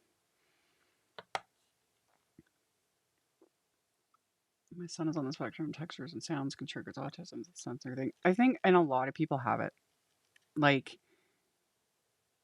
you know, the more just being online and hearing other people talk about their quirks and different things, and I was like, it's more than a quirk, honey. I think you're on the spectrum too. And yes, like I mentioned it briefly yesterday. Like Chris is autistic. A couple of our kids are definitely on the spectrum, as am I. And yeah, everyone's got their quirks. And textures is a big one. Food textures and clothing textures, that sort of a thing. Very, yeah, very much so. It's in all their own ways. And sometimes it's like, oh, it just is what it is. And other times it is so aggravating and frustrating, but you just got to deal with it. So I get it. I definitely get it. Okay. So there's our branch. Oh, look at that. Look at that branch. You know? Um, mm-hmm. And certain sounds, yes. Certain sounds, yes. Sounds and textures, foods, all like there's just, and it applies differently to so many people. So many people. Okay. And then this. Oh, look at that. And this one is supposed to go like that. Love it. Love it so much. Obviously, we could just like adhere everything separately. I just want to adhere this together because I just want to see exactly how it's meant to be. So the easiest way with this is just go like that. And then line up those two spots like that. Love it. Love it. Okay. There we go. Boop, boop. And we do the same thing with this guy. Boop, boop. Put a little bit of glue on it. And then we will adhere those pieces together like that. And it helps if you sing to yourself when you're adhering things. I don't know. I do this all the time. Is what it is. Oh, I guess I wasn't supposed to put the stem on him. Well, we'll just go like that. We'll just tilt him a little bit so that he's attached. Because obviously, if we're gonna start splitting hairs, I could also pretend. Yeah, you know what? We're just gonna leave the stem. I'm okay with this. I'm okay with this because it's gonna sit on this background of beautifulness. Yeah, it's gonna work. It's gonna work. We still gotta do our little flowers too. I didn't forget. Oh, and the stamens. That I didn't forget. Look at me. Okay. Let's do a very light yellow. Buttercream for the win. Perfect. Love that for me. Love that for me. Altenew has some mad geniuses working there. Oh, 100%. I've met a couple of them. I've done some like meetings and stuff with them, and I've met one of their designers, and yeah, she's ridiculously brilliant. My brain doesn't work like this. Like I could not piece out things like this myself. That's just not how my brain works, and it fascinates me seeing. I was like, how did you figure that out? How did you figure out this? Like, but also that's not my job. I would rather just they do all the work, and then I can just add color and make it pretty. Okay. There we go. Got that. And then we've got our little, ooh, don't want to lose them. All these little pieces. Just gonna get them off there. This is why I didn't bother cutting them from the watercolor paper because there's no point. These are tiny. So this is way easier. Get that pokey tool. Perfect. There we go. Put him back on the packaging so I do not lose him. Like so. There. Okay, now we can just assemble, which is going to be super duper easy. So we've got these pieces, which is these 3, and then one of the flower centers. I honestly don't think it matters. I don't think it matters. It doesn't really. It doesn't, but I can just go like this. Boop. And boop. So this one is actually the bigger flower center. There we go. That one's with that one. So then all we got to do is you take this guy like that. This guy lines up. Oh yeah, this is going to work. It's going to be easy. Love it. So we'll add the little teensiest bits of glue. Line up that keyhole. Oh, and I already forgot. They were supposed to go on that. They were supposed to go on the green bit, but same thing. Just add glue. And then we'll stick him onto there like that. And like, yeah, you just barely see it, you know. He's there, but subtle. So you do those 2, and then this little guy goes on there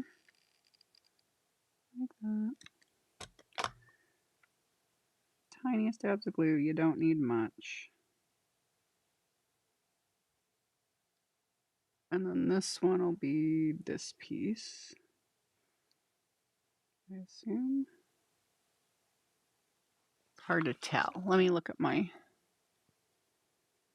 yellow. I'm getting old. Oh yeah. Okay. Yeah, it goes like this.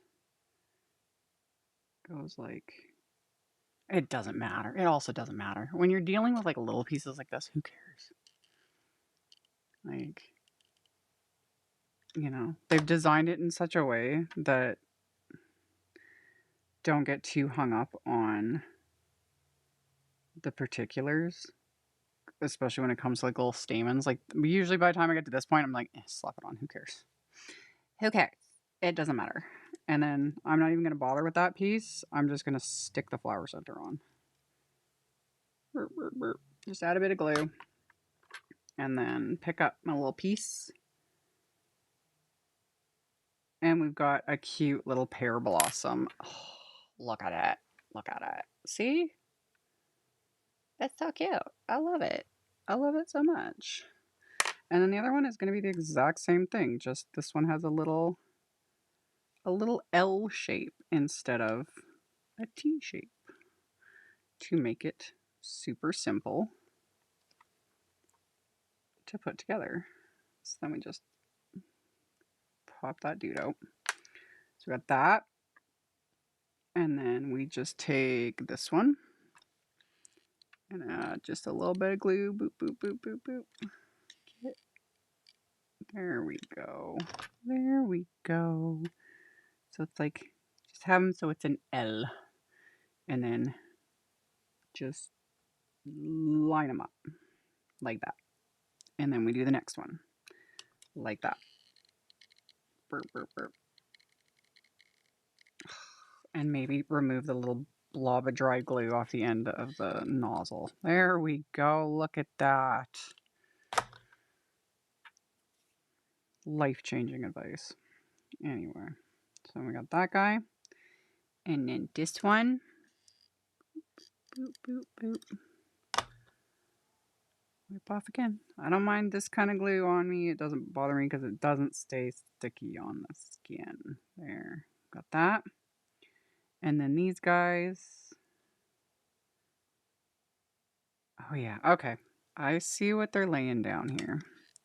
You can just kind of see the keyhole, but at the same time, don't worry about it. Don't stress about it. Just add some glue.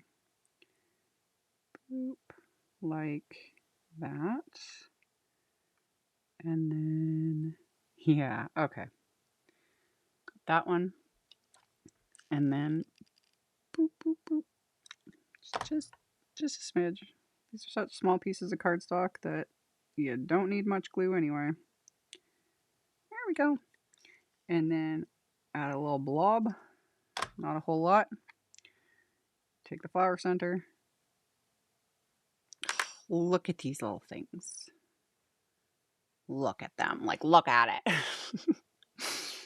It's so cute. It's so cute.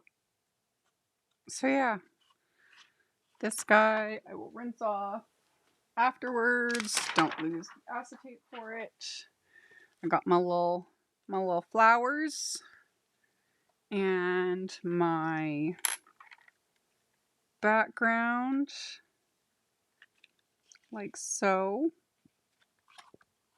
So we could do like that and like that, looking all adorable. I need a sentiment. Yeah.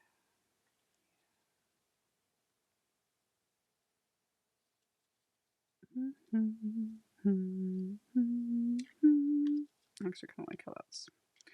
It just works. It just works. Okay.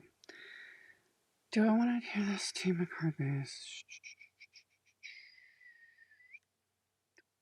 Sentiment. I want to do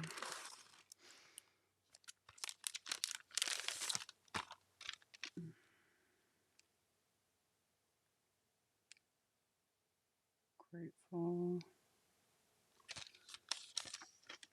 I like that sentiment for the inside. And then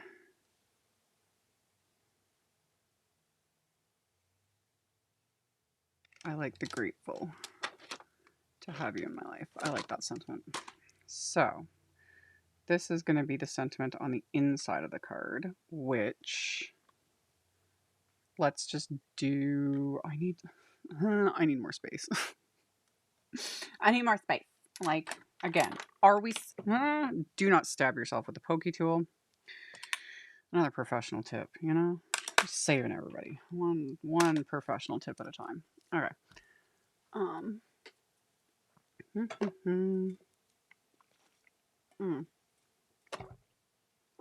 Card base. So this is going to completely cover my card base. Yes. Card base will just be white cardstock. We'll do the sentiment. And then I can add just, ooh, I'm going to trim this down. I'm going to add my sentiment. Glue it to the card base. Yeah. Okay, this all makes sense in a second. I have a method to my ridiculous madness. I'll deal with that later. Let's just get the sentiment stamped on the inside so that I can get the card front adhered, and then we can, because we're gonna add splatter. This is the method to the madness. Oh, that was the other thing I was gonna do. Okay, we'll get to it. We're gonna line him up. Yep, we're gonna line that up, and then, yep, and then do I want to stamp this? I'm just gonna stamp this in black. Where's my black ink? I'm gonna stamp this in black ink, and then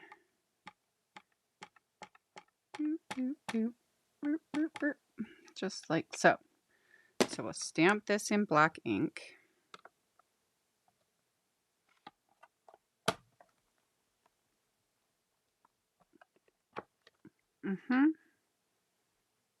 Yeah, that'll be fine. It's fine. Do that. And then put that back with the package, because we'll get to that in a second. And then let me move this out of the way for now. I add this to the inside, but we need to trim this down. I think I'm going to make it a little more narrow. I want to make it about an inch, maybe.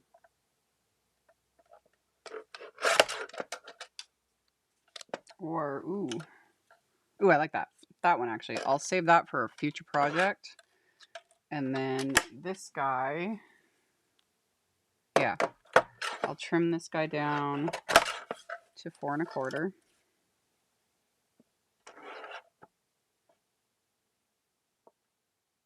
There we go. All right. So I've got my little pieces, and then I want to add a bit of bronze to this. Just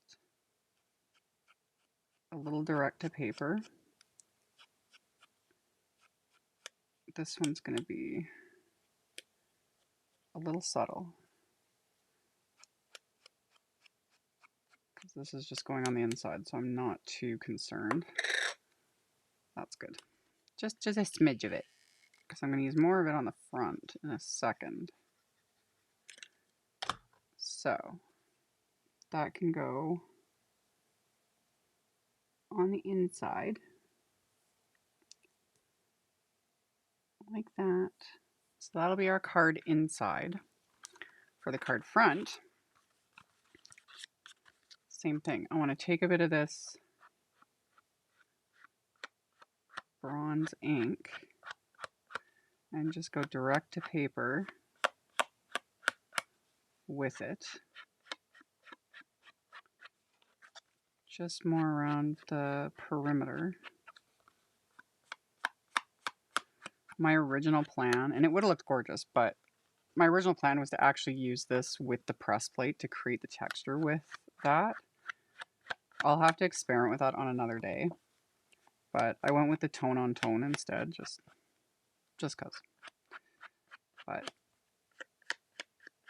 this, I just want the little bit like that, like that, like that.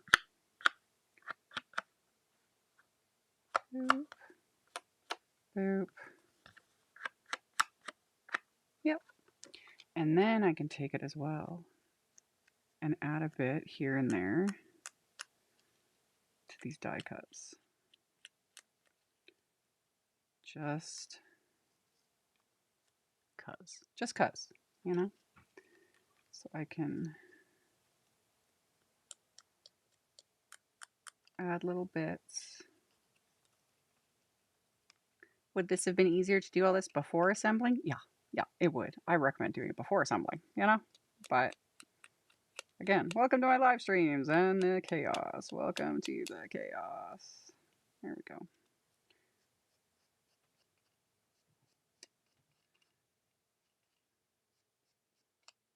So a bit on there. On this one too, even if you can't see it, you just got to do it. And then I'm going to take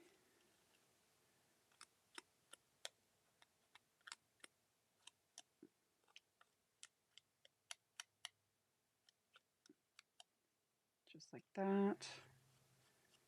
Put a little bit on that side too. Yeah, like that.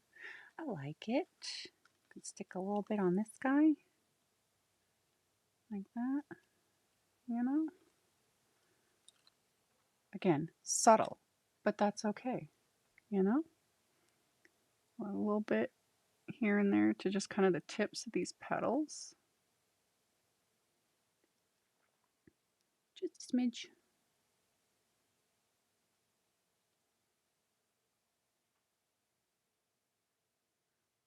I really like this color. I love it. Okay. So we've got a little bit of bronze going on. I need to flatten. It's a little bit shimmery. Of course, this doesn't. Here we go.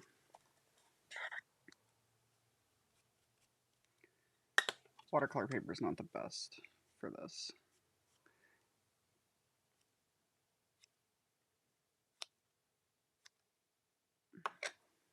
It's a little bit shimmery. It is not super shimmery. It's just pretty. I really like this color. I really like this color. I need to get, I recommend Ringers. I need to get Ringers. They just released these. Yeah, these were part of the September release. There was bronze, platinum, and silver, I think. I just went for the bronze because I was like, oh, pretty. But with pigment inks, regardless of the brand, highly recommend. If you want a pigment ink, whether white pigment ink, metallics, anything, get the reinker. because pigment inks are larger, like you're dealing with pigments, so larger granules, and especially like metallics, etc. You use it up faster. So I do recommend reinkers, and I need to get, because I know this one I'm going to use a lot. But yeah, golds and bronzes and all the things, and it's just pretty. On camera right now, it's very extra subtle, but that's kind of what I'm going for, you know? But yeah, so there's that. And then I'm going to take my background here, adhere this to the card base, like so.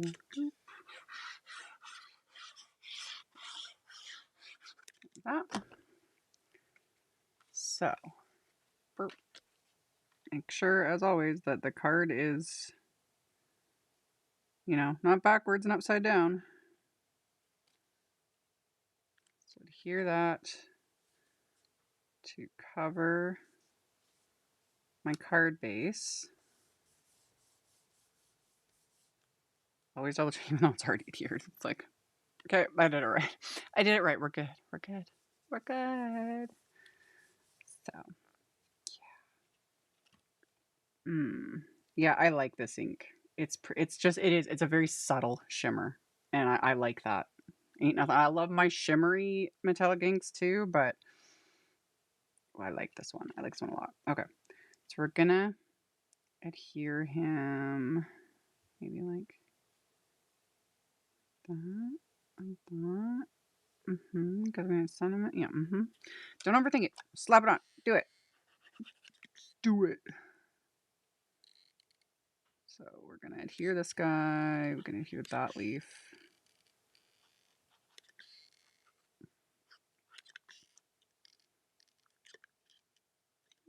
Good enough.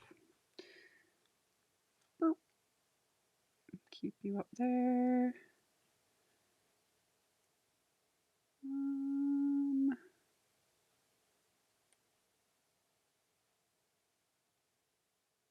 Like that.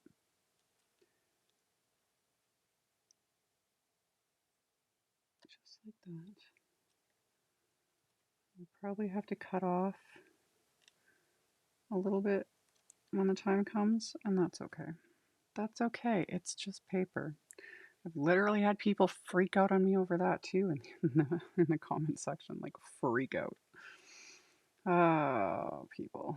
And that's why I always say it's just paper. Y'all, like, just chill. You know, just take a breath. It's all good. It's just paper, you know.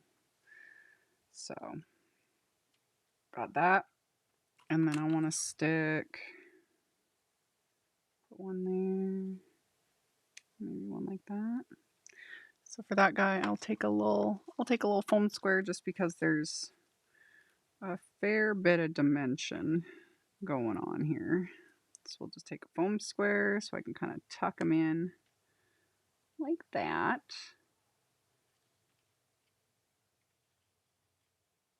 And this one, same thing. We'll just pop a little foam square on the back. Yeah, I think all of us have adhered a sentiment upside down or a, card front, like all of it. It happens. It happens. It ain't the end of the world. We've all done it, and we'll continue to do it. It's happened to me a million times.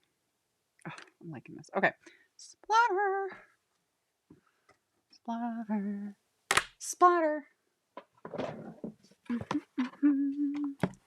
So we're going to do two types of splatter because Amy's crazy. Where's my metallic? I need metallic splatter, folks.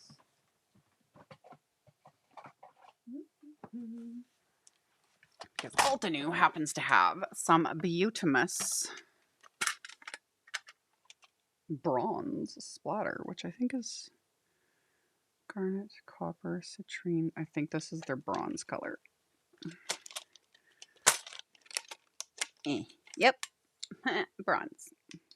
Oh, look at him just popping right out of there. That's fine. Get in your home. Why are you being difficult? Why are you being difficult? There we go. Okay. So I didn't really need to pop him out, but I did it. Who cares? Where's my water? Little bottle of water. There we went. Okay, so with metallic watercolors, doesn't matter what brand, they're all similar.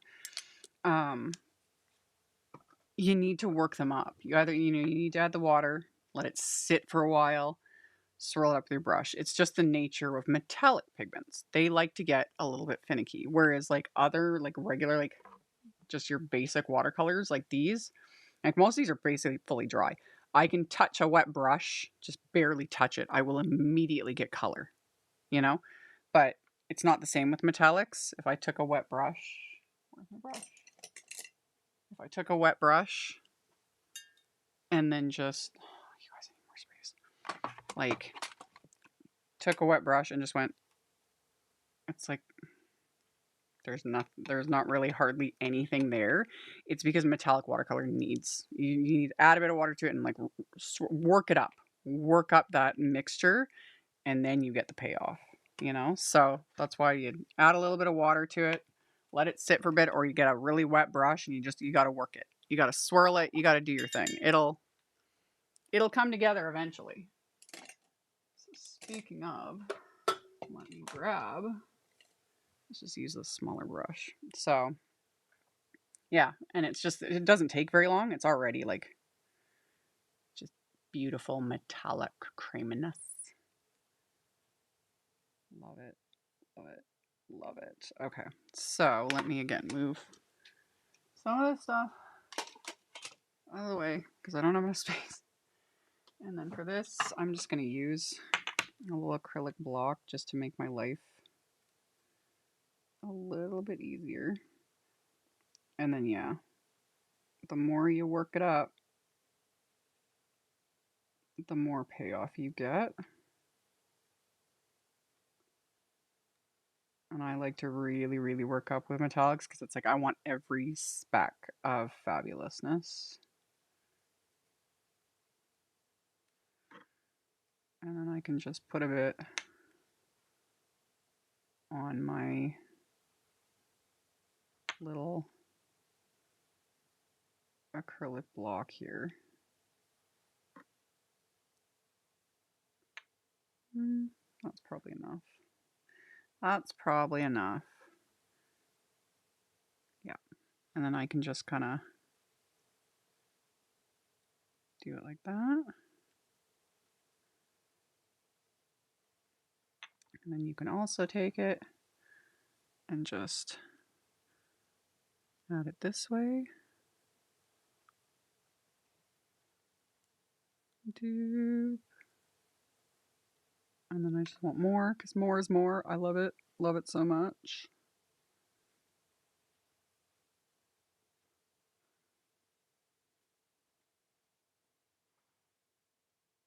Yes.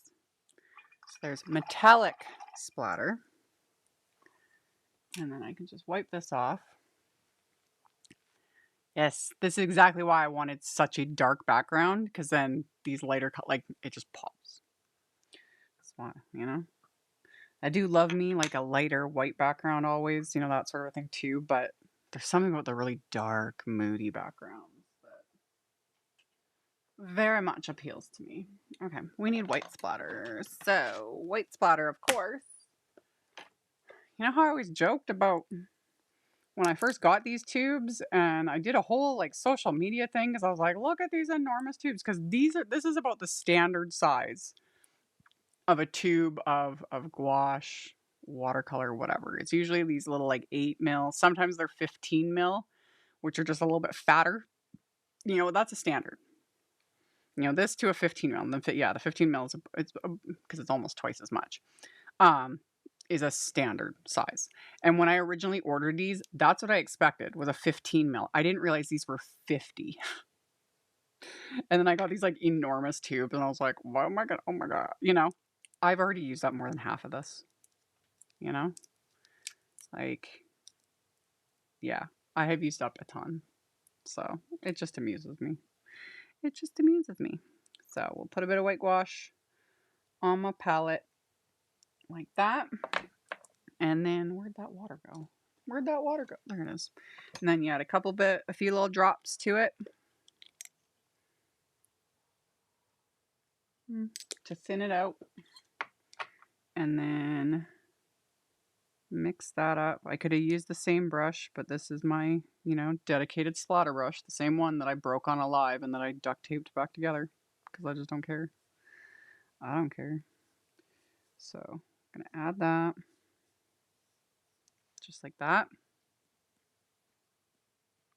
And then add some white splatter.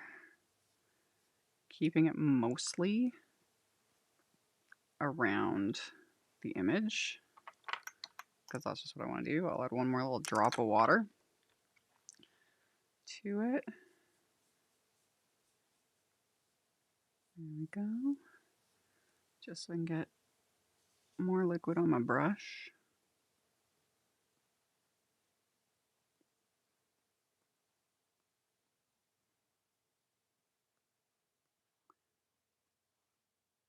Yep. Swirl that off really well. Yeah, make sure the brush is clean. Wipe off my little palette. There we go. Put the lid on the water so I don't knock that over too, because that's a given. And then yeah, we got all that splattery goodness. Love it. Love it. Okay. So then, for my sentiments, I want to do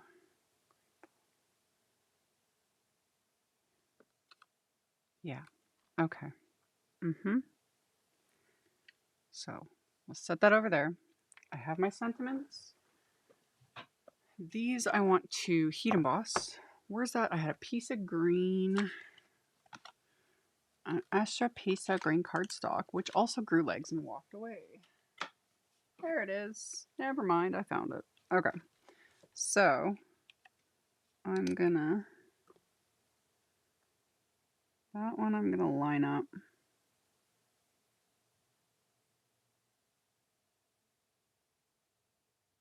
Like that. I'll just die cut that with a... Yeah, I'm not going to worry about it being perfectly straight because I'll just die cut that. I have a sentiment wafer die I can use for that. And then this guy, I'm going to use a coordinating wafer die. So I only need that. Where's my... Okay. Oh. I have my grid upside down. That's why it's being finicky. There we go. So, we got those. We need our anti-static powder tool. Boop. Just like so. So we'll use our anti-static powder. That just keeps the embossing powder from clinging to anything other than the stamped image. Don't need that anymore. Pettiness has been put away. And then clear embossing ink. Clear embossing ink. I need to add that later. Ooh, put that over there. Heat tool. Like so. And then I'm using Altenew's rose gold embossing powder, which I think will go nicely with the bronze. That's why I chose it. So ink us up with clear embossing ink. Get everything out of the bloody way. Stamp that.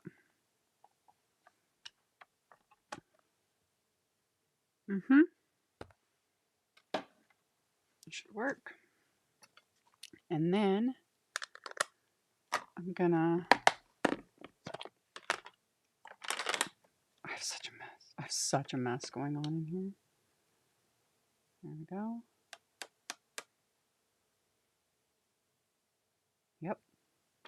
Yep. Put the lid back on so I don't knock that over. And then we just gotta melt it with a heat tool.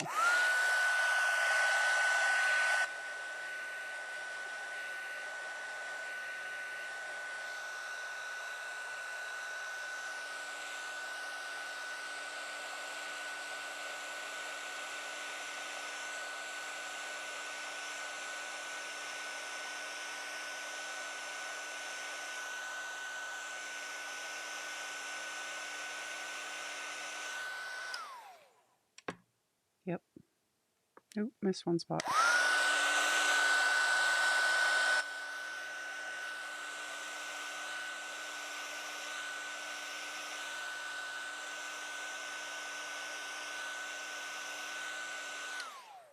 Perfection. Okay. So we have that. Put that away. We can put this away. And then I need, speaking of, the microfiber cloth. Take the microfiber cloth and then buff off all of that excess anti-static powder because it ain't pretty, especially on dark cardstock. I just kind of keep moving the cloth around to get, you know, to a clean spot. I'll even sometimes use like the palm of my hand.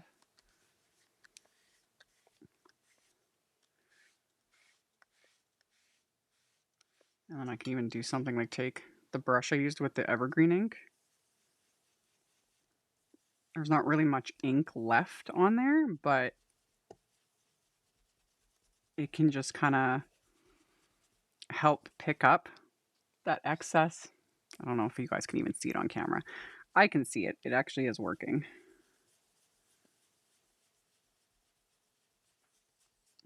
Perfection. Love it. And then, yeah, I just need a die cut. So, what did I do with it? Yes, I do. I have the coordinating wafer die for this set. And of course, it's at the very bottom. So I've got the coordinating wafer die for that. I'm just going to use a little sentiment label wafer die. I'm going to take that. I will use to die cut another layer. And just like I talked about in yesterday's live, my magnetic mat is kind of on its last legs. So I would rather be safe than sorry. So I will line these up and tape these in place. Because you do not want the you don't want the dies shifting at all, you know, when you run it through, because that would suck. That would suck. So get that lined up. Line up my little dude right there as well. Tape them in place real well. And then run these through. Always kind of double checking because, again, the older I get, my eyesight's not as good. Plus, I have astigmatism in my eyes, so that always makes it a little bit extra wonky.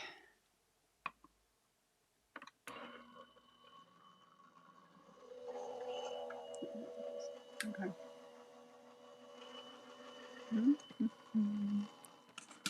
So, I've got my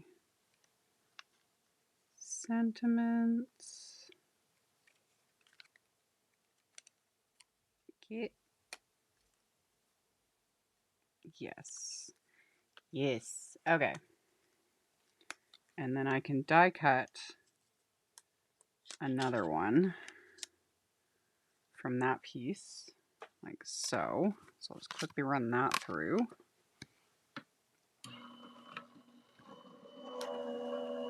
This guy, put away.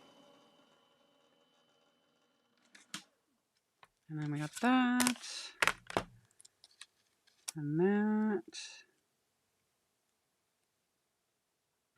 In fact, since I have it, I'll do a third die cut. Why not? Because we're already there. Yeah. You know, right? I love when things like...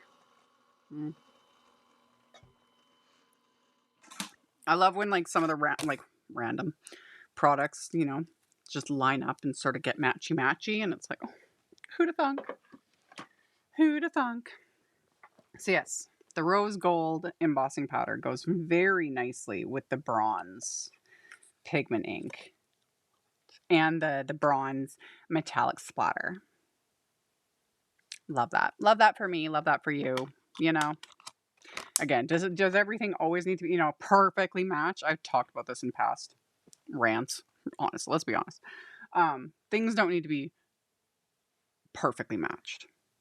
And I say that because, when I first started card making and some of the one main like MLM brand, that was the thing, was just like everything had to be like an exact match.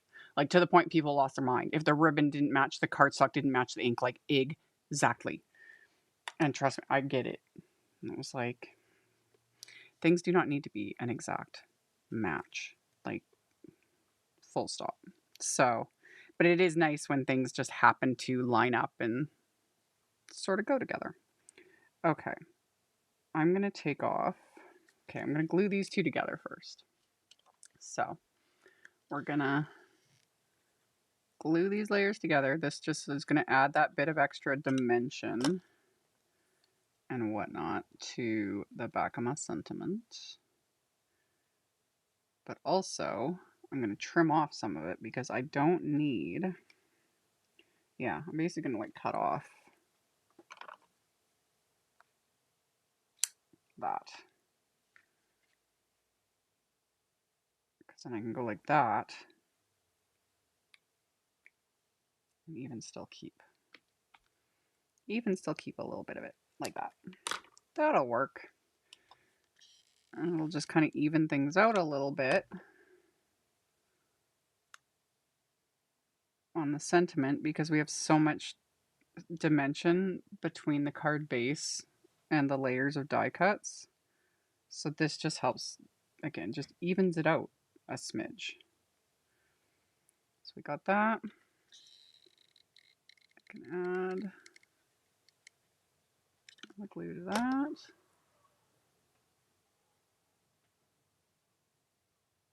Get those tucked into place. Like so. There we go. There we go. And then, oh yeah, yep. And then I can just adhere it. Like that. So then just get that straight.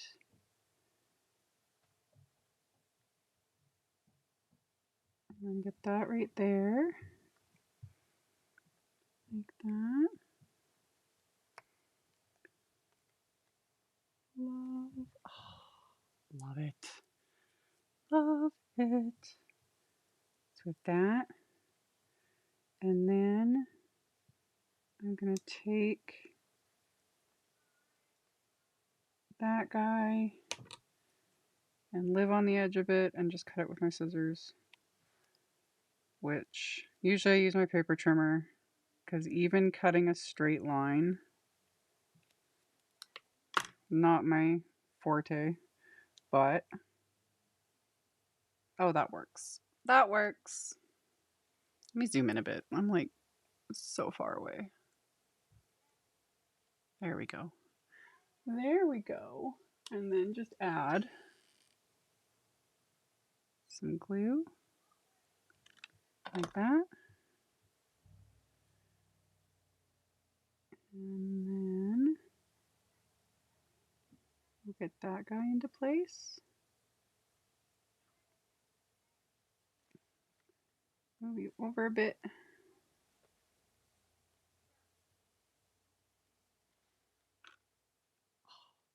Give me 1 second. I think I have a pack of bling I can grab because I have an idea.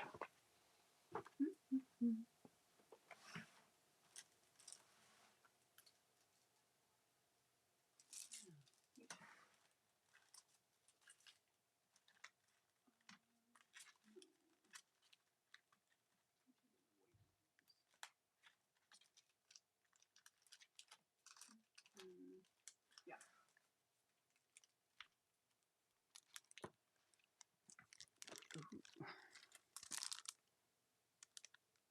Oh, these'll work. These'll work. Okay, I didn't link these, but I'll link to them like after.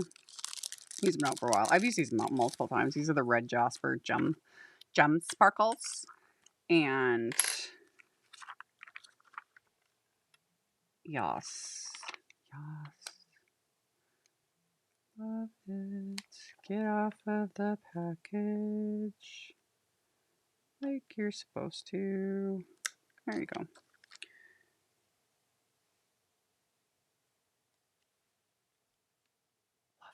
Love it. It's got that guy. And then why are you being dumb?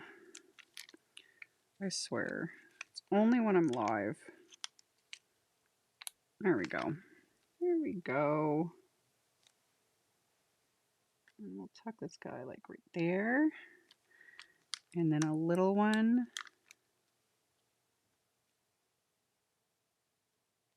right there.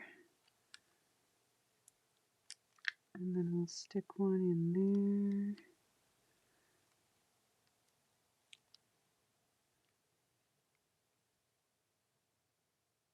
And there.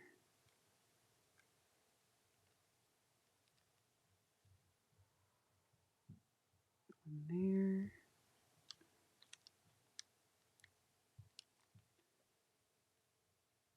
And just because I like being extra. Yeah, there we go. There we go. I did it. I made an absolute mess. This took longer than I planned. I was only going to go live for an hour. So I appreciate you guys hanging out with me. Especially with like no notice. But there's our finished card. So watercolor and BETTERPRESS and ink blend and splatter and just all the things. All the things. All the things. But yeah, this was a lot of fun. This was a lot of fun. So, okay, let me, yeah, there's me. There's me. Hello. So, okay, I appreciate you guys. Always. I appreciate you guys always, you know, my rants, my raves, all my chaos. But I also appreciate you guys like tuning in with next to no notice because today was just random. Like I said at the beginning, for those that might have missed it, I was gonna like film this today, and then I was like, let's just do it live, and then gave everyone like half an hour notice. I was like, hey, I'm going live, you know. So I appreciate you guys, you know, tuning in, and those that didn't get the notification and are watching on replay, I appreciate you too. You know, that's why I keep. Oh my gosh, putting things away. That's why I keep all the lives, you know, up for those that do want to watch on the replay and stuff, because I'm chaotic and notifications are iffy. Like sometimes they work, sometimes they don't. It just is what it is. And yeah, this was fun. After I'm done, like once this live is shut off, I'll like do the photos and things, and then I'll add the couple random little links of things that I didn't anticipate using. So I'll add those and then clean up my mess. And then yeah. But the majority of it is already listed and linked below. Oh, that's what I forgot to do at the beginning. My disclaimer. Always got to be my links are affiliate links. My links are affiliate links. Most of you know that, and I do actually. It's, you know, right at the very top of my YouTube descriptions, it always says like hashtag affiliate links. You know, but yeah, because yeah, I do this as a job, man. But yeah, I'll edit the links, and then what else? Do I have anything else to add? Not really. Stay tuned. I wasn't planning on going live today. Um, there's always something. I have I have a lot of videos coming. Holy, because like I said, there are 2 releases that I'm participating in this week. I already, like, yesterday's live, I did like the Waffle Flower October release, which I will be revisiting and visiting more of the products from that release in an upcoming video. And then yeah, got like release stuff and Halloween and holiday and you know, there's so many fun things. So I have a lot coming this week and just this month in general, as always. It's that time of year. So there'll be videos. I have other bonus lives. One's already planned later this month. I'll try to do more because they're fun. I like sitting and ranting to you guys. Let's be honest. So, yeah, I'm going to go clean up this absolute disaster. I don't know. I don't know if I can actually, how far can I zoom out? Oh, yeah, you guys can't even see. It's fine. I keep my, filming surface, as much of it, very clear. Past where you can see, it's just piled up around me. That's all part of it, too. That is all part of the, magic of video editing. I always get a kick out of when someone's just like, oh, your space is so clean. I'm like, honey, you only see just a little itty bitty square of it. That is all you're seeing. You cannot see the disaster around me, all the crap on the floor. I got a vacuum again in here. I got little die cut scraps, everything. It's all on the floor. Everything's a mess. I am not a clean person. I'm twitchy about it, and OCD about it. But in the middle of it, it's a mess. And that's okay.